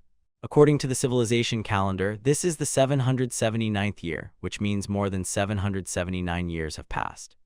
Yun guesses apparently an ancient people once lived in these lands. Noah ponders. He reads about how harsh reality can be and that someone will have to go and single-handedly defeat the turtle of dreams at any cost. Noah wonders what kind of turtle that is. Yun insists that he set out to search for the great treasure in the ancient ruins. The hero agrees, and they move forward. Having reached the end of the corridor, they found themselves at a dead end. The familiar Fafnir says they have already gone around and searched every corner of these ruins, and the girl looks disappointed they have come so far and found nothing.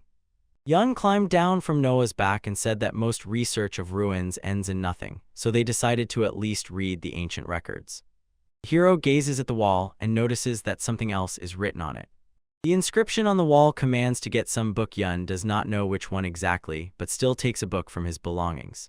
Noah asks what kind of book it is, and the girl explains that it is her secret notebook. It contains everything, from research notes to girlish trifles, and Yun notices that nothing happens.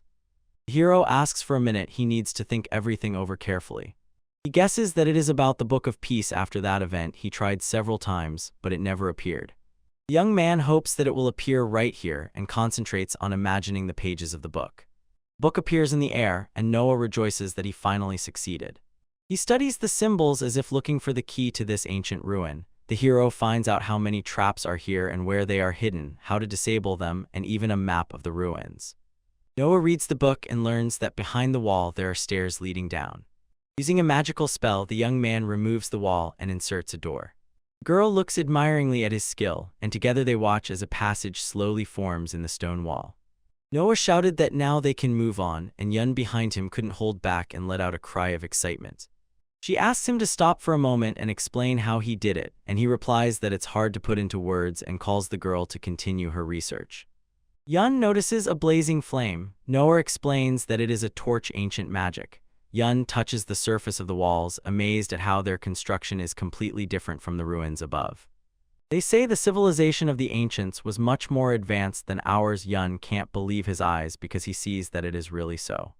She, full of excitement, exclaims that they have made the discovery of the century, and Noah considers it simply incredible. The dragon Fafnir looked ahead in shock. Yun asked what he sees and what else they can find here. For a moment the heroes just froze without a word. Right in front of them, an unfamiliar girl hovered in the air above a scatter of crystals.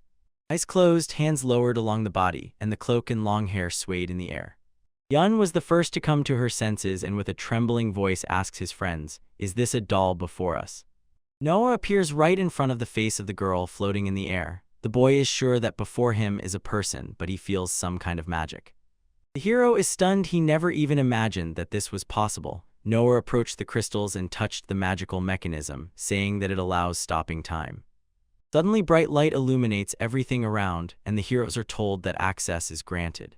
The mechanism started with a rumble and roar. Yun does not understand what is happening here and why the device turned on. The girl shows signs of life and heads straight towards them. Noah did not even have time to be confused. A strange girl fell right on him and knocked him down. He gets up himself and picks her up, looking into her face. The boy realizes that the girl is coming to her senses and feels relieved.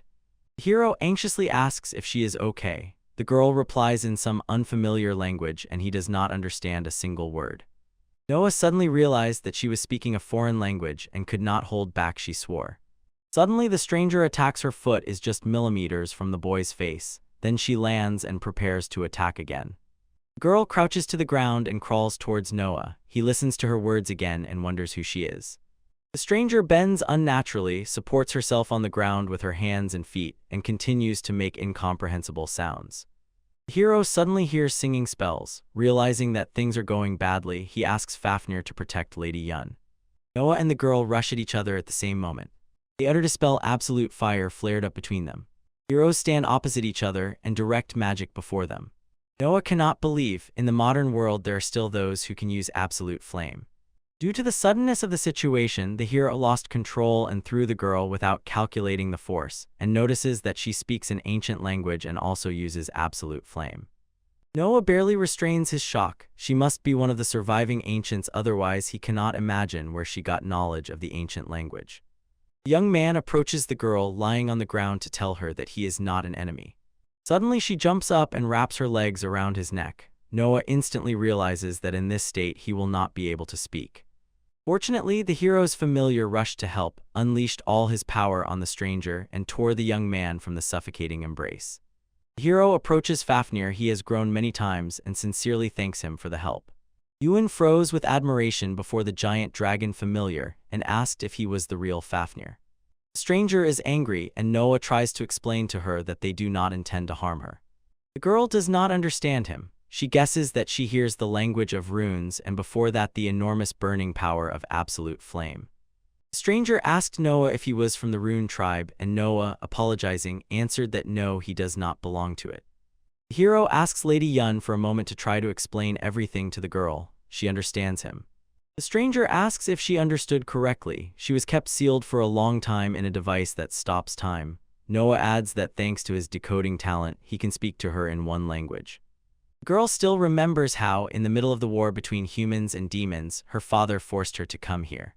The hero asks again about the war with the devils. He only knows that long ago humans and devils waged a protracted war. The stranger asks how long she was sealed. Noah answers that there are so many of them that it is hard to believe because the language and magic she uses are now called ancient. The girl froze in amazement. She asks the young man to take her to the heavenly tower and his request simply stuns him. The stranger explains that the watchtower is nearby and built with runes so that it will remain indestructible no matter how much time passes. She needs to see the world with her own eyes. Noah asks Lady Yun for permission to take the girl to the heavenly tower, and she only smiles saying they already passed it on the way here and do not mind. The watchtower rises upward, its peak touching the sky. The girl's surprised, Noah uses a spatial transition and the heroes are transported to the tower.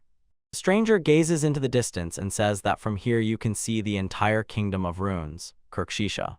Standing on the top of the watchtower, the girl gazes into the kingdom spread out in the distance.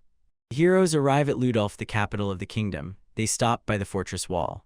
Noah thinks that the royal capital is something. He is carrying Yun on his back again, behind them a stranger. The stranger, snorting disdainfully, denies that Kirkshisha was much more amazing. The young man quietly chuckles. Entering the city, they find themselves on a narrow street tightly packed with people. The girl is covered in drops of sweat. He complains to Noah, there are too many people and shops here. The girl complains that she feels uneasy because everything was different in Kirkshish. She presses closely to the boy as if seeking protection, and suddenly they are called. She was looked at from all sides and called a beautiful lady and a doll. They had never seen such wonderful clothes and considered the stranger a princess from foreign lands. Lady Yun notes that the girl's origin immediately became obvious, and Noah adds that her clothing is too different from what is usually worn in the capital. He extends to her his long cloak with a hood and says that she will have to wear it for some time. Alexia thanks him. She says that she feels much more comfortable in this mantle and suggests that it might be because of the runes carved on it. Finally, they reach Lady Yun's estate. The girl returns home with relief and joy. The maid meets her and is glad that the mistress has returned. The girl asks how the exam went this time and Yun replies, not bad. She introduced the maid to her companions and said that she would live with them for some time. Yun warned that the girl is a foreigner, so she should be treated gently, and the maid understood this. She asks the girl for permission to take off her clothes. The girl does not understand, so Noah explains to Alexia that she needs to take off the robe. She says she is hungry. Yun laughs, saying now she understands what she said. She decides that they will eat first. The heroes enter the dining room. Before them stands a large, generously set table. The maid asks Noah if he has any special requests. He answers no. Sitting at the table, the hero asks Alexia if she has any food preferences. She replies no, and the maid says that is good and asks them to wait a little. The young man thoughtfully thinks about how much time has passed since the servants treated him well. They are served food that looks extremely appetizing. Lady Yun announced with a smile that this is the signature dish of their chef and wished the guests a good meal. The maid brings a basket of apples for Fanfur and he looks at it with love and gratitude. Noah tells Alexia that they can start eating. With a fork in her hand, she resolutely prepares to try what lies on the plate. The girl fiercely stabs the fork into a piece of meat. Noah and Yuen do not take their eyes off Alexia. She rings and bites off a piece of food. Tearing off a piece of meat, she began to chew it, enjoying the taste. Watching Alexia, Yuen realizes that in some things she even eats primitively. Suddenly the girl froze and raised her gaze from the food. She shyly recalls manners and apologizes to everyone sitting at the table, and Noah reassures her. There is no need to worry if the food is so delicious, why hold back? Alexia says that her father often got angry with her. The young man agrees in royal families this is strict and adds that if the girl wants, he can teach her. Alexia agrees and Noah assures her that it is simple. He gently helps the girl hold the cutlery correctly and encourages her. She cuts a small piece and puts it in her mouth. The hero says that she feels wonderful. Alexia says that it tastes even better this way. Noah smiles and asks the maid to bring a loaf of bread. He shows that it can be cut and meat and vegetables can be placed inside. The young man proudly shows the finished dish he prepared himself. The sandwich looks incredibly appetizing. He says that it is much easier to eat everything together, and Alexia agrees to try. Seeing how Alexia eats with such appetite, Yun decided that this sandwich looks extremely tasty and will make one for himself. The girl says that now she needs to wash up. Noah thanks her and tells Alexia that she can go take a bath. Lady Yun calls the girl to follow her. She takes her by the hand and they walk down the corridor. The young man, as he leaves, wishes them luck. Fafnir senses his unease and asks why the hero is not going with them, but Noah just laughs in response. In the bathroom, the girls take off their clothes and put them in baskets, and they step towards the huge bathtub.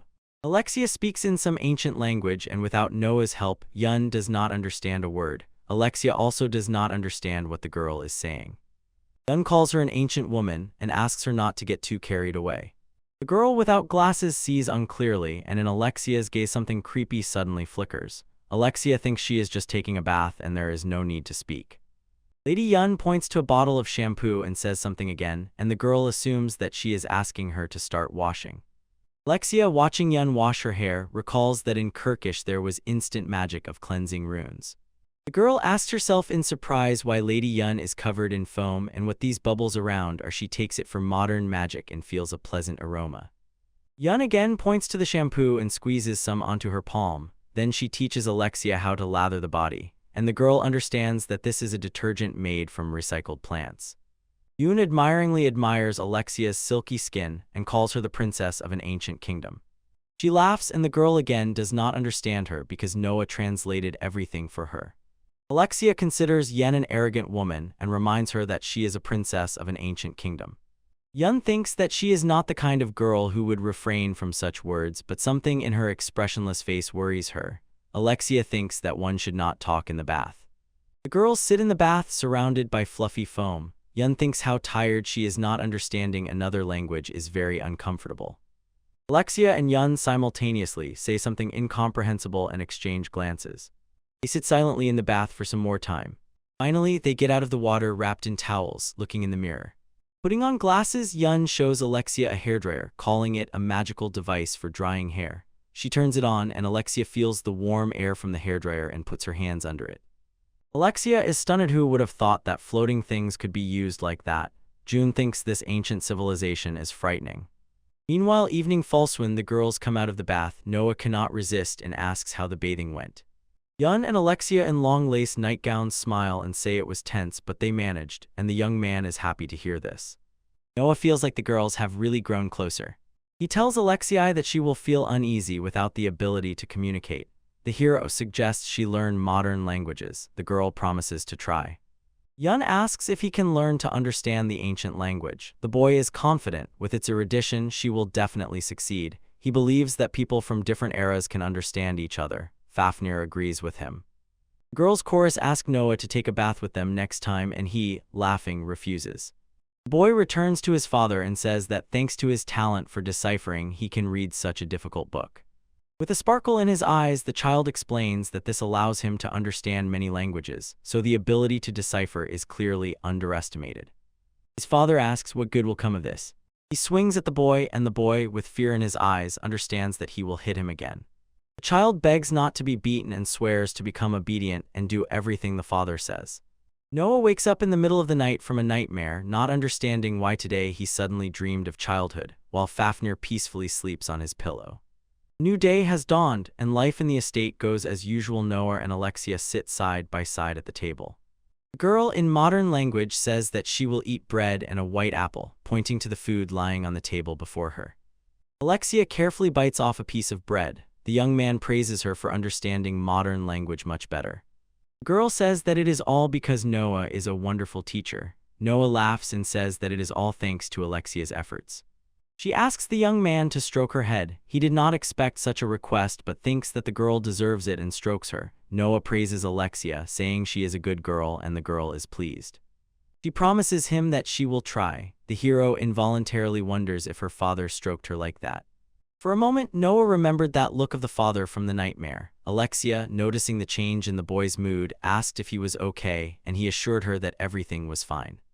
Noah gently reassures her, everything is fine, don't worry, and decides to go to the guild to officially register Alexia as an adventurer. The girl asks him what an adventurer is, and Noah explains that it is a jack-of-all-trades who does everything, gathers and fights. He tells her that she will be able to learn a lot about the modern world and, most importantly, earn money. Alexia says she is not at all against being with Noah. The young man asks Yun about her plans. She is completely lost in creating a new magical instrument.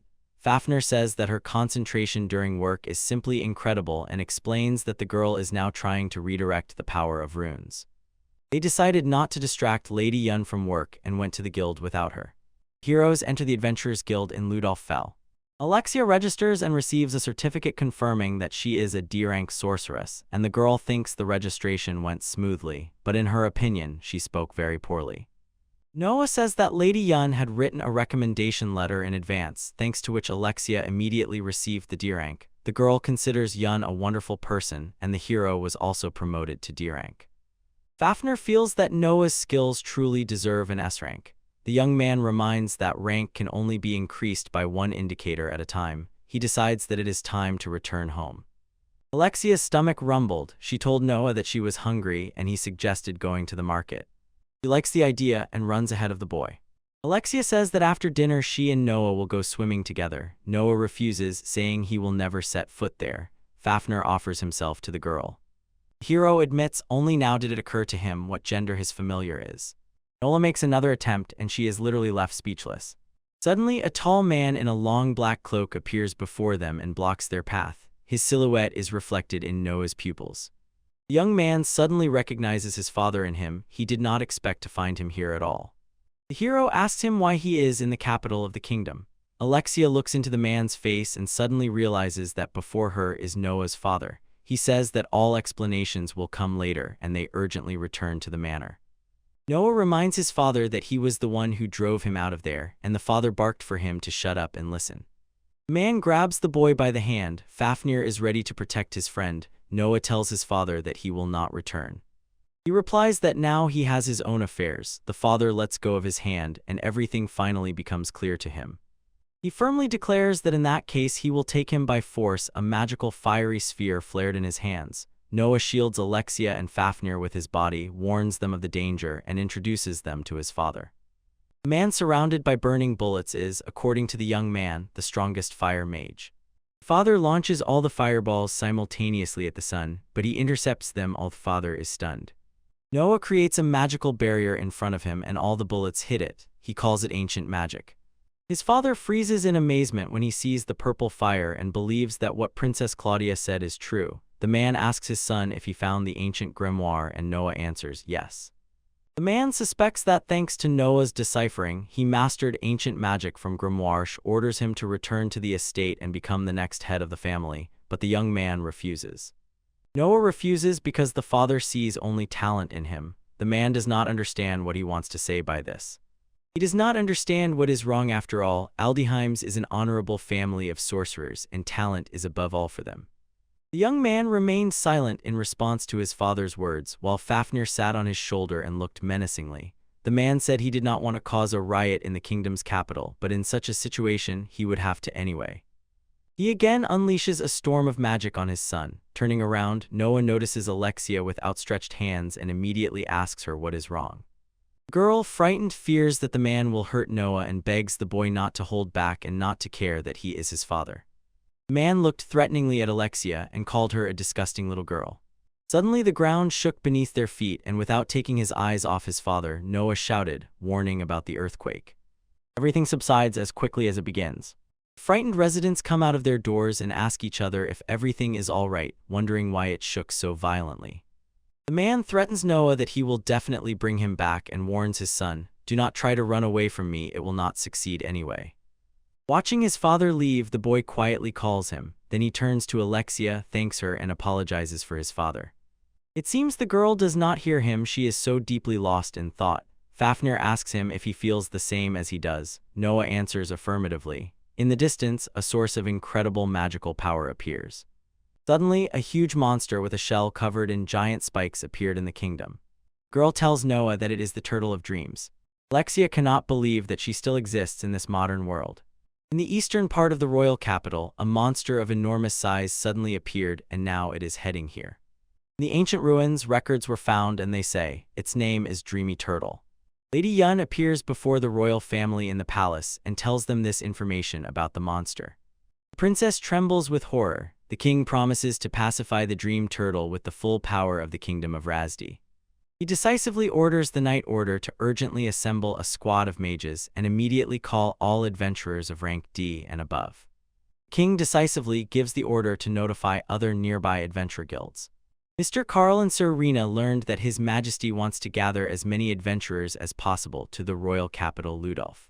Yun tells Alexia and Noah that she can hardly believe it, almost all of them grew up under their influence. The girl was delighted. The heroes instantly felt the presence of the dreamy turtle. At its speed, it will be in the capital in 3 days, so in 2 days they will start to pacify it. Yun says she will stay in the castle and forge a strategy based on the information Alexia shared with her, and meanwhile they can use the estate as they please.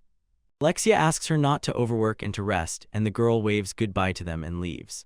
The maid, apologizing, tells Noah and Alexia that she is sorry, but they were also ordered to evacuate. The girl notices how quiet the city has become. Only soldiers and adventurers who will take part in the cleanup remain in the capital. Noah suggests resting a bit. He believes it is better to save strength for the decisive battle, and the girl agrees with him. They say goodbye near the bedroom door. The young man says good night to her, but Alexia stops him by calling his name. She, with a trembling voice, asks if she can sleep with him tonight. The 3 of them settled on the bed: Noah, Fafnir, and Alexia. Girl meets the hero's gaze and asks for his forgiveness.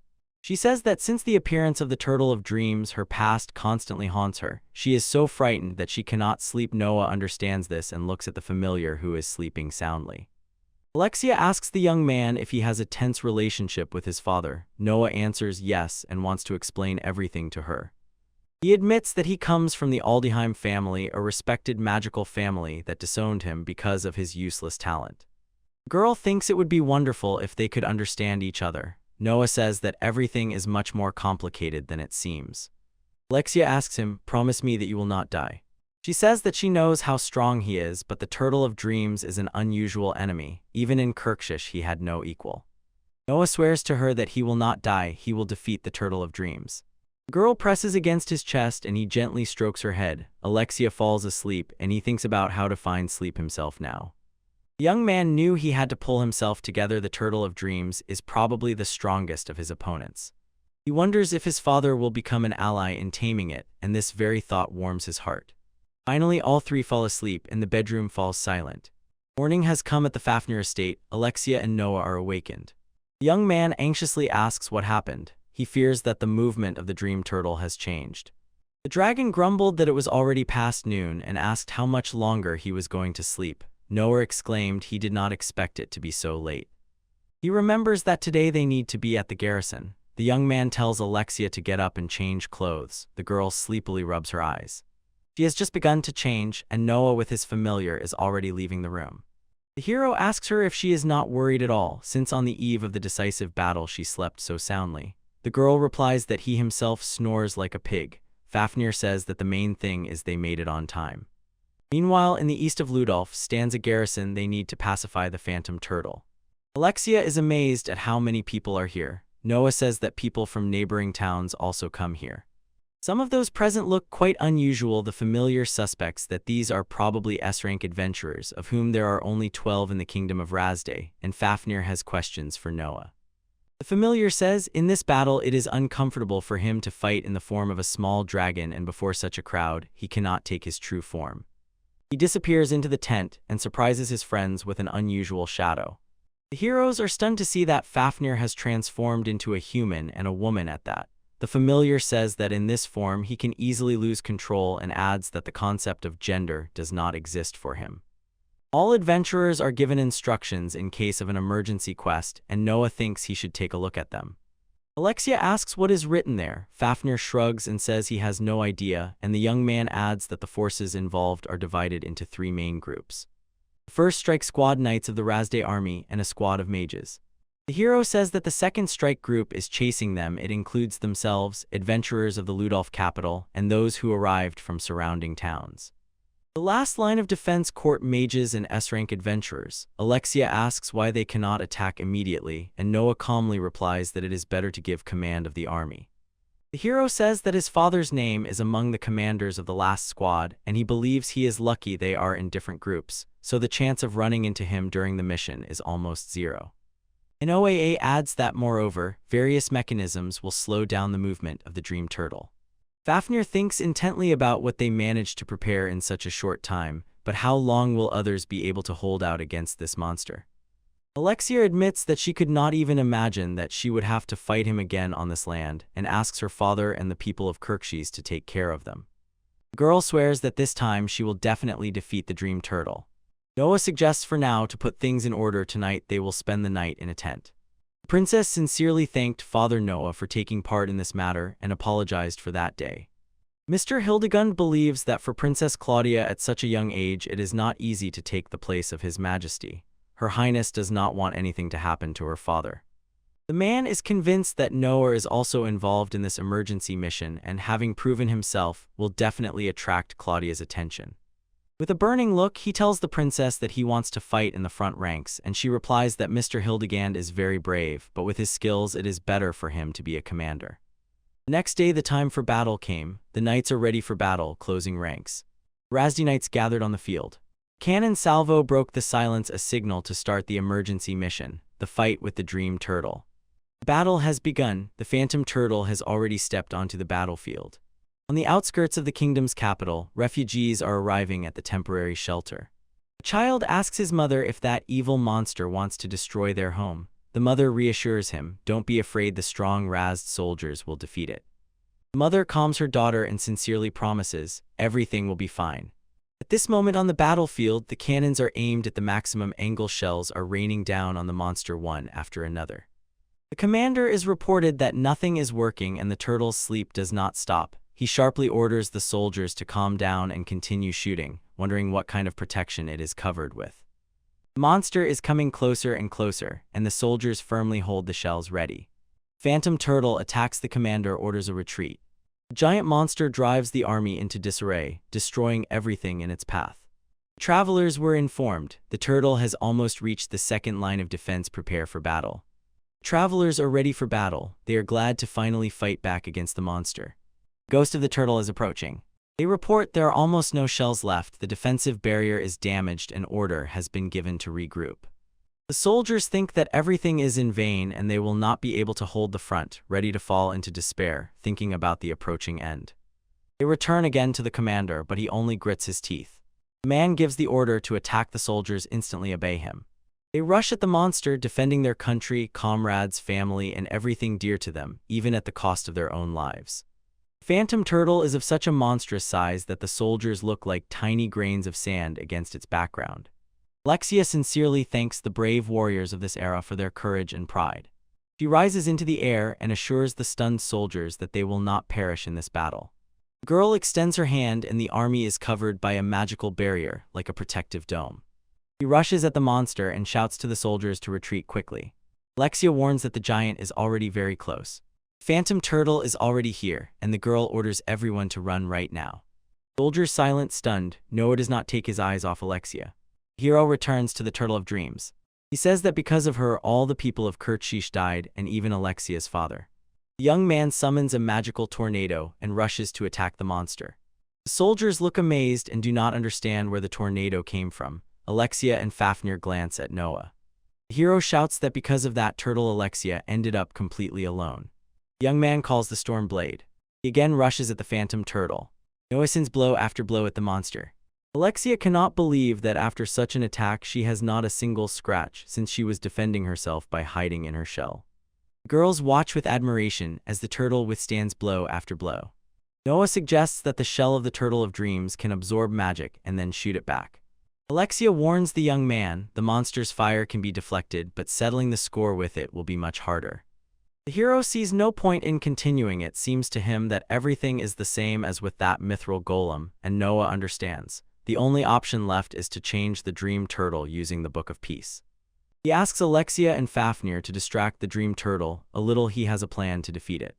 The hero explains to them that the problem is he won't be able to move for some time. They ask Noah to rely on them. The young man sincerely thanks them. He puts his plan into action. Alexia and Fafnir exchange glances. The girl anxiously asks Noah about that magical attack from behind, and the hero calmly replies that he is fine. The boy asks both of them to sit on the dream turtle. Noah feels a familiar figure approaching and does not understand why exactly at such an unfortunate moment. Father decisively said that this young man must disappear right here and now. The hero instantly notices that the opponent's cloak is imbued with protective magic. He remarked with surprise that this is an ancient thing, although next to modern magic it is clearly outdated. The boy decisively orders to use the third level of flame, the fire whip, to repel the advancing hero, and commands the flame to turn into a whip and hold back the enemy. The boy shouts to his father to stop. Now is not the time to attack, but his words fall on deaf ears. The father says he doesn't care about the dream turtle or what will happen to the kingdom's capital. The man coldly says that he has no time for them now.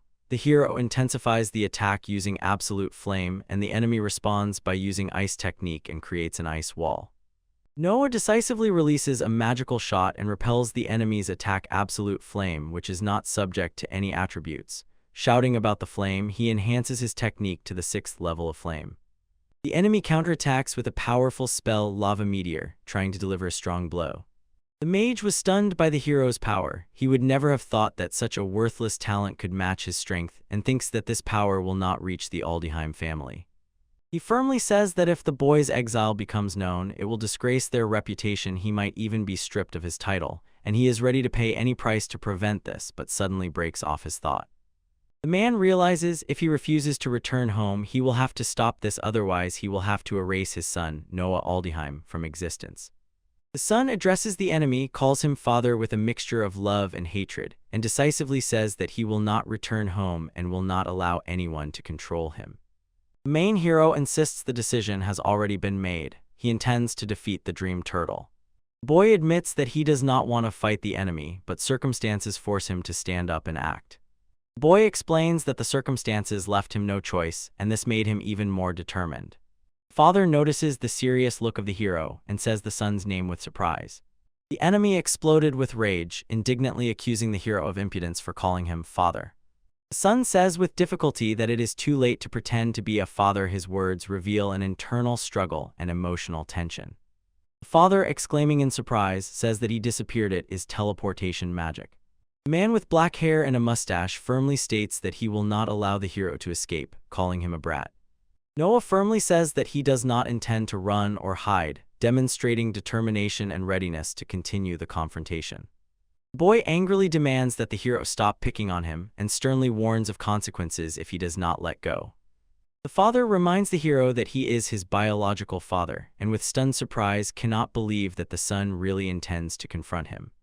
The main hero sighs heavily and says goodbye to his father. There is pain and a firm choice in his eyes.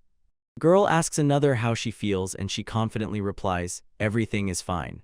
They say Noah's name in a special way, and the boy apologizes to the other characters for the delay. Noah resolutely says that now they are ready to challenge the Turtle of Dreams, and the girl asks about his father. He replies that he no longer has a father. The heroine says in surprise that he is attacking. The main hero suggests that the two of you briefly distract the enemy, while he comes up with the perfect defense and shows how to deal with it. Characters agree to help, and their actions show that they are ready to see the matter through to the end. The sorcerer resolutely strives to get as close as possible to the Turtle of Dreams to achieve his goal. Other characters willingly offer help and join him. Someone wonders, can he handle the monster alone? In response, another notes, such people usually use monsters for their own purposes.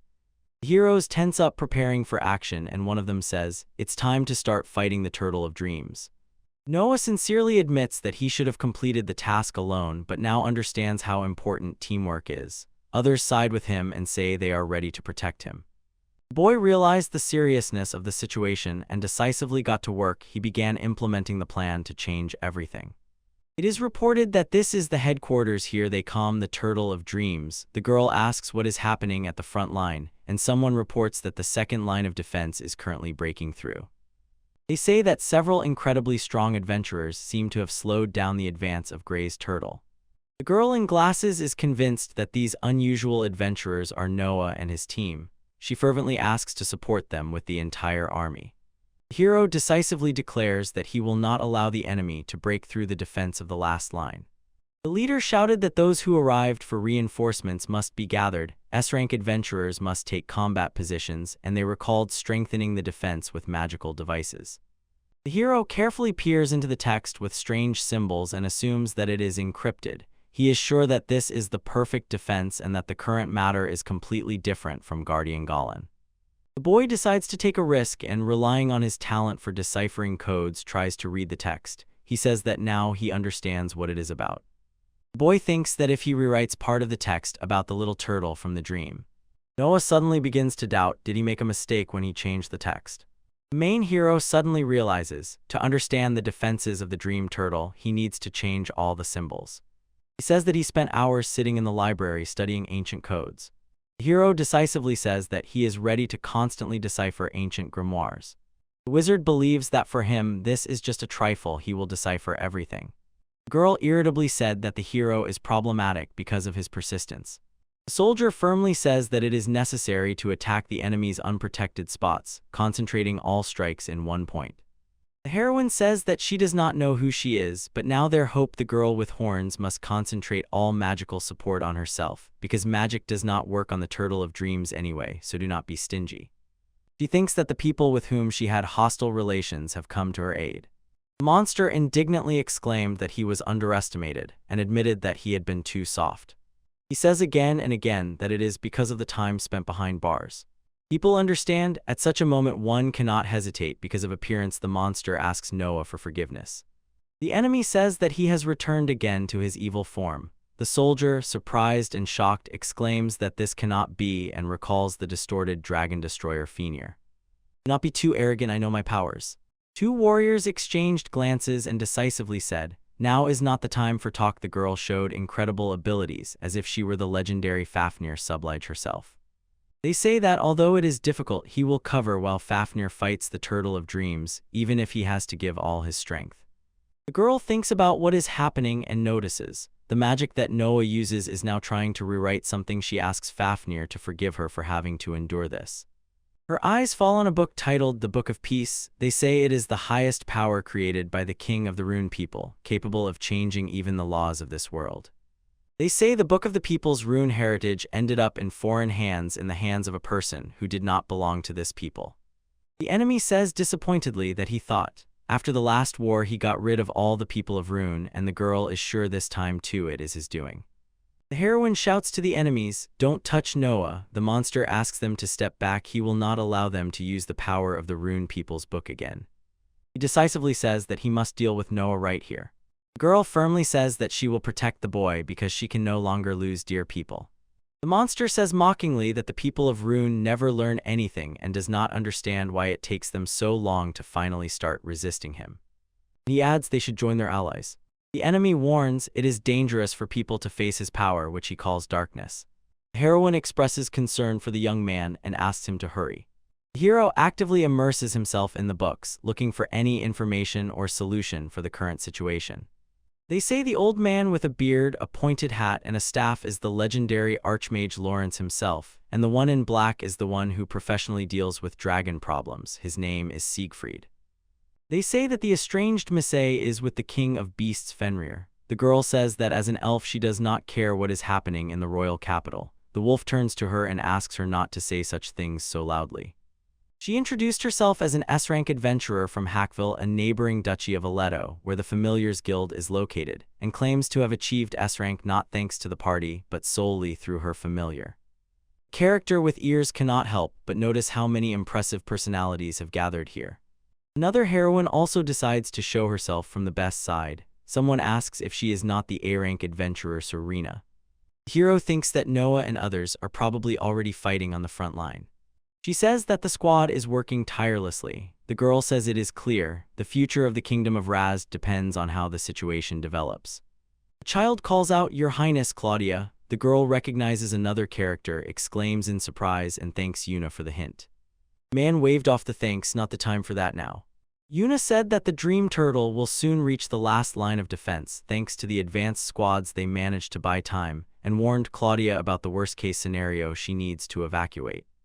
Serena says she will stay in place. The people on the front line are fighting bravely, so she has nothing to worry about. The heroine reminded that she represents the king, and that her departure could affect the course of events. The soldiers' morale would be severely shaken if she left. She assures that the Dream Turtle will definitely be defeated, and emphasizes they will not lose. A soldier notices even at this moment the princess's heart does not falter from the dragon's roar, and he resolutely promises to be by her side until the very end. The girl thanks him for the support and worries that she might lose contact with Mr. Hildegard, who went to the front. Her Highness Claudia hopes that the man is now all right. The knight calls Mr. Hildegard and fervently asks his comrade-in-arms to immediately rush after the winged dragon. The man wonders why he is here. The soldier happily says that fortunately he is alive. He says that the gentleman was wounded while trying to tame the Dream Turtle. The fighter says that it seems he only lost consciousness for a moment, and his body miraculously avoided serious injuries. The hero sincerely apologizes for the trouble. The man says that Mr. Hildegard is their important effort. The man feels as if he forgot something very important. He is overwhelmed by surprise and a strange, incomprehensible feeling. The aristocrat notices a mantle with ancient inscriptions, stops stunned, and tries hard to remember where he has seen it before. He was sure that he had seen this mantle somewhere before, but although he could not recall the details, he was tormented by discomfort and a headache, and as if something was crawling inside him. The hero is sure that he must find out to whom this mantle belongs. He feels that this knowledge is extremely important to him. Someone approaches and asks the hero if everything is all right. The man replies that yes, only a slight headache, but he does not consider it serious. He understands that now is not the time to think about a headache, and decisively says that the Dream Turtle must be dealt with as soon as possible. He decisively decides to take the winged dragon. Another character anxiously notes that the hero has not yet fully recovered from the injury. Mr. Hildegard insists on his point and orders the dragon to take off, completely ignoring the concerns of the people around. The hero notices powerful magical flashes bursting from the Dream Turtle's shell. The enemy says that the hero looks like the last representative of the Rune people and intends to deal with him. The man decisively activates the 7th level of light to oppose the manifestation of evil. The girl asks the hero if he is okay and notes with surprise that he still has not settled his relationship with his father. The character admits that they have met before in the royal capital. Noah's father, outraged, asks why she came here and says to leave the rest to him. The heroine, surprised, notices that Noah's father no longer resembles who he was before. The girl feels that he has changed, no longer the man she knew. She thanks him for the help, but at the same time wonders if his attitude toward his son has changed. Traveler suggests, let's unite and protect the main hero. Mr. Hildegard asked, is the one standing behind her Noah? The heroine, with surprise, does not understand how he still asks who this boy is. This is his own son, and the man, stunned by the news about the son, grabbed his head and whispered that his head hurts again. The hero says that he no longer has a father. The girl looks at him with surprise. She notices how Noah uses a memory-erasing spell on the father, and thinks that he decided to erase all memories of himself to save him. The monster muttered contemptuously, calling what is happening its pathetic parody, and the man and the girl notice that this is the spirit of darkness, which survived even after a direct hit from a 7th level spell. The heroine is convinced that she is the main villain, the one who summoned the Dream Turtle. She sincerely feels sorry for the young man and says that she feels very sorry for him. The heroes decide to explain everything and defeat the spirit together, and the father will lend them his power. The girl thanks him and says sadly, the memories that were erased will never return. He admits that he became lonely just like she is now. The monster says that quantity changes nothing and now there are 2 of them. Mr. Hildegard asks again if that boy is his son and thinks that he has never heard anything more absurd in his life. He feels that this name is familiar to him. The hero says that this name sounds familiar and calls him to his defense. The man uses fire magic and creates a 7th level flame shield to protect himself from the attack. He sees how the hero tries to break through the perfect defense of the enemy and pours huge streams of magical power into the Dream Turtle. They say that in such a state the mage himself is in danger without any protective magic, and you can only wonder why those who were near the hero did not teach him the basics of magic. The father explained that he used the third level of flame to create a fire phantom and deceive the enemy, insisting that a weaker mage cannot act without illusions and that this is just a deception created from fire. Mr. Hildegund asks tensely, "Why did I miss again? Are you really the spirit of darkness?" And the monster replies menacingly, "You will regret daring to deceive me." First one says with relief that it's good the spirit of darkness is not very clever, and the second adds that this gives them some time. The father believes that this guy is wasting too much magical energy. The girl suggests transferring this power to her character. The man whispered that she is almost at the limit and despairingly admitted he has no choice, he must do it. The character asks if that man really believes he can break through the perfect defense of the dream turtle.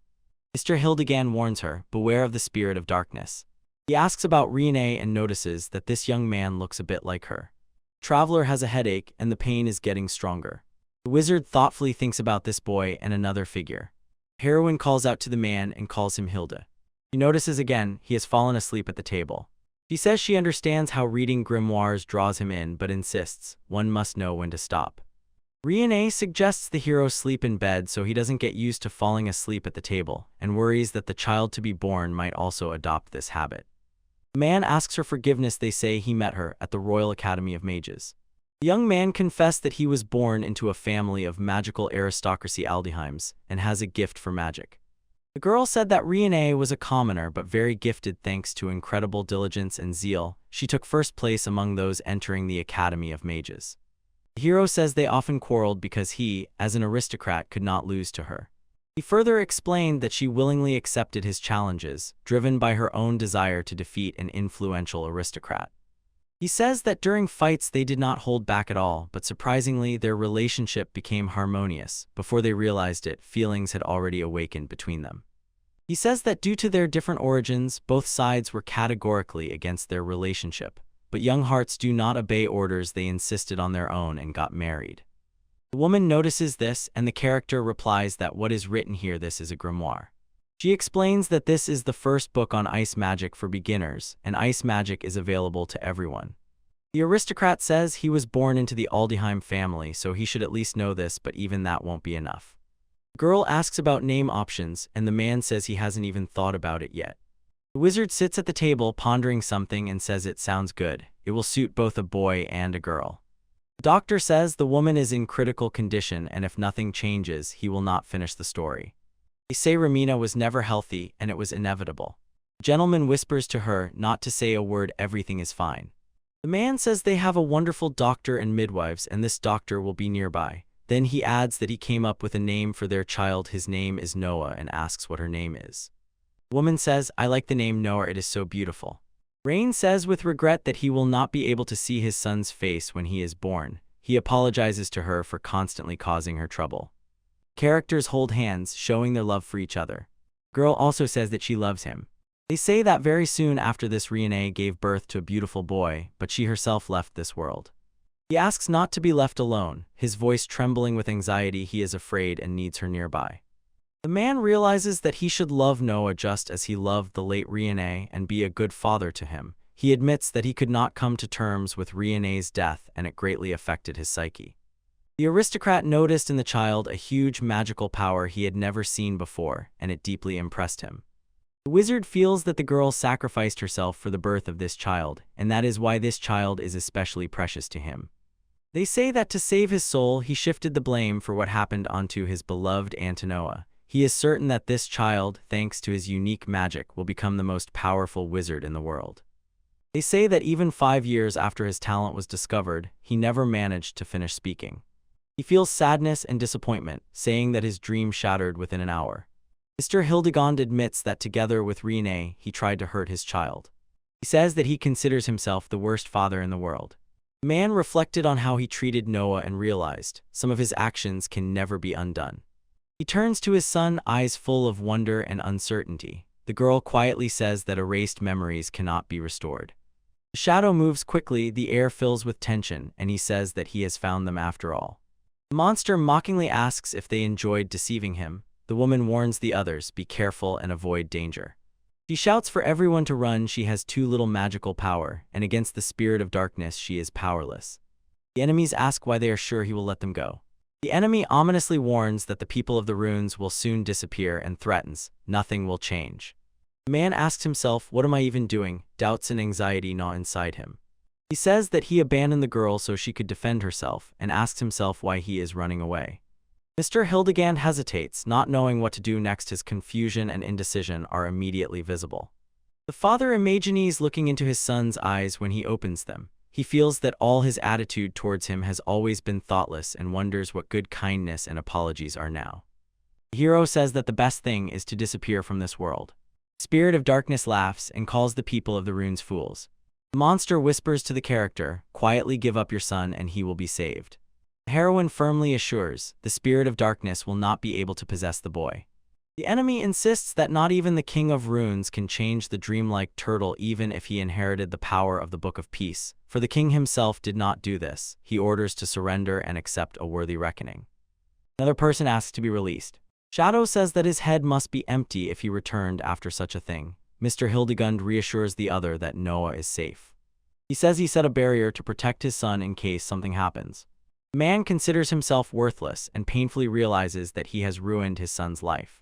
The aristocrat exclaimed in surprise and suddenly realized that his life was worth nothing anymore. He feels that if he runs away from problems again, everything will repeat. The hero admits that he could not cope with the loss of his wife Riene and blamed his son for it. The wizard firmly says escape is not even an option. He can no longer run away from his problems. He says that for the sake of the late Riene, he must love his son Noah, and this time he decides to live. The monster notices that the hero looks strange. She thinks there is no point in meeting with such a worthless person. Mr. Hildegand says that he is still considered the most powerful fire mage in the world. He says grimly that such an evil spirit as he will burn to ashes in his fire. The monster waves it off, saying it's all nonsense, and recalls Noah and Riene, asking them to forgive him for his actions. He also says that for him neither the reputation of the magical Aldgrim clan, nor the authority of its leader, nor whether the magical gift is a success or failure matters, and calls on the spirits of fire scattered through eternity to respond to his call. The spirit asks the hero if he really thinks the spirit will wait until the hero utters the spell. The man admits that he fell for the same trick twice and says that is why he is a fool. The hero turns to the fire that has been burning since ancient times and calls it to himself to destroy everything. It is said he uses the 10th level flame limit, Meteor Flame, to repel the enemy. He says that he himself can do nothing against the dream turtle, invulnerable to magic, so he takes everything. Father says about Noah that he will have to act further because he himself is no longer able to continue the fight. The girl enthusiastically calls his magic magnificent, and someone notes that he managed to do it even being human. The monster says, who would have thought someone like him forced him to show himself? He notices that this is the first transformation in 100 years. The creature says there is no need to be afraid, it will end his suffering by eating the hero in one bite. Someone apologizes to Alexia, saying he was delayed too long. The boy spoke, recognizing in the creature the very spirit of darkness he had heard about. The boy understands the protection is removed, so now he can strike the dream turtle with magic. The hero asks with surprise what is happening here. He has a bunch of questions in his head, but he understands that now is not the time to speak, and the girl notices a crack appearing on the dream turtle's shell. The boy cautiously says that the effect of Mr. Hildegand's highest magic is already beginning to manifest and it is dangerous here, so for now it is better to move away from this shell. The character tensely prepares to counterattack the dream turtle. The heroes notice that the dream turtle's shell began to crumble, albeit partially, and understood. The process is underway, so there is still hope for success. One of the heroes says that among all adventurers there is only one who is capable of such an impossible feat. The princess insists, act now if you have a chance to win, seize it immediately. They say that this old man with a beard and hat is the court archmage Lawrence. He casts a 3rd-level lightning spell and immediately asks, what was that? The sorcerer says that the magic has already begun to affect the dream turtle. She says that her resistance to magical attacks has not just decreased, it has reversed, and now doubles the damage received. The wizard continued to say that he had never seen anything like this in his life, and that it is true they say you have to learn all your life. He saw a magical signal for help. The main character says that someone must come and take his father. Noah admits that he planned to sever all ties with his father, but notes that it is hard to imagine how exactly the memory erasure could have stopped working on his father.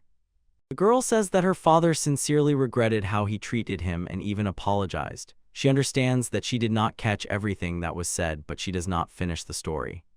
The boy says that during the erasure of his father's memory, flashes of his father's memories flashed through him, and adds that he cannot simply forgive his father for the past. The boy says that her dad truly loved her mom. At first he considered that person callous and indifferent, but now he finally saw everything turned out to be completely different. The hero emotionally recounts how at the most difficult moment, when his magic was exhausted, he was saved, and sincerely admits, without his father's help he could have gotten into trouble. Noah decides to talk to his dad to find out how this battle will end.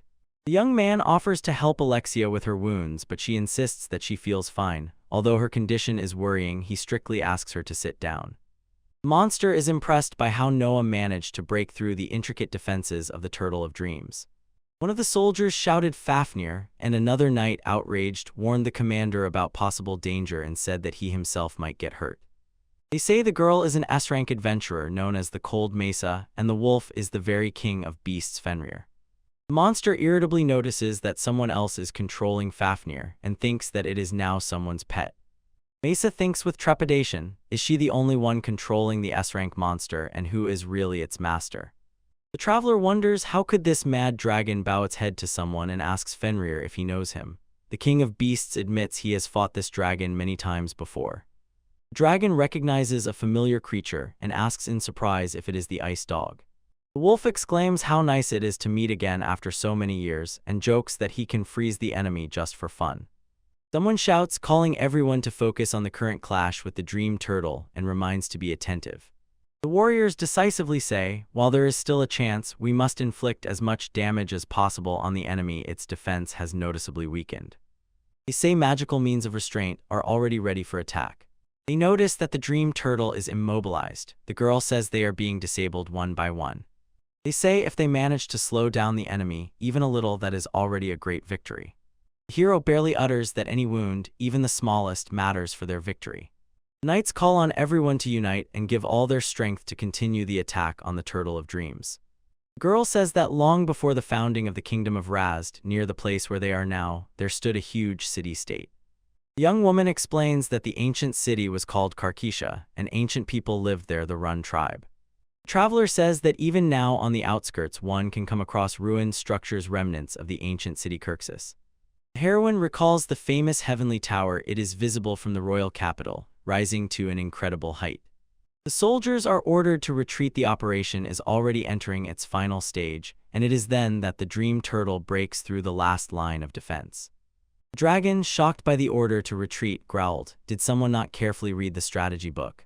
The character sincerely thanks Alexia for allowing the plan to be carried out. The princess firmly says, "We must retreat."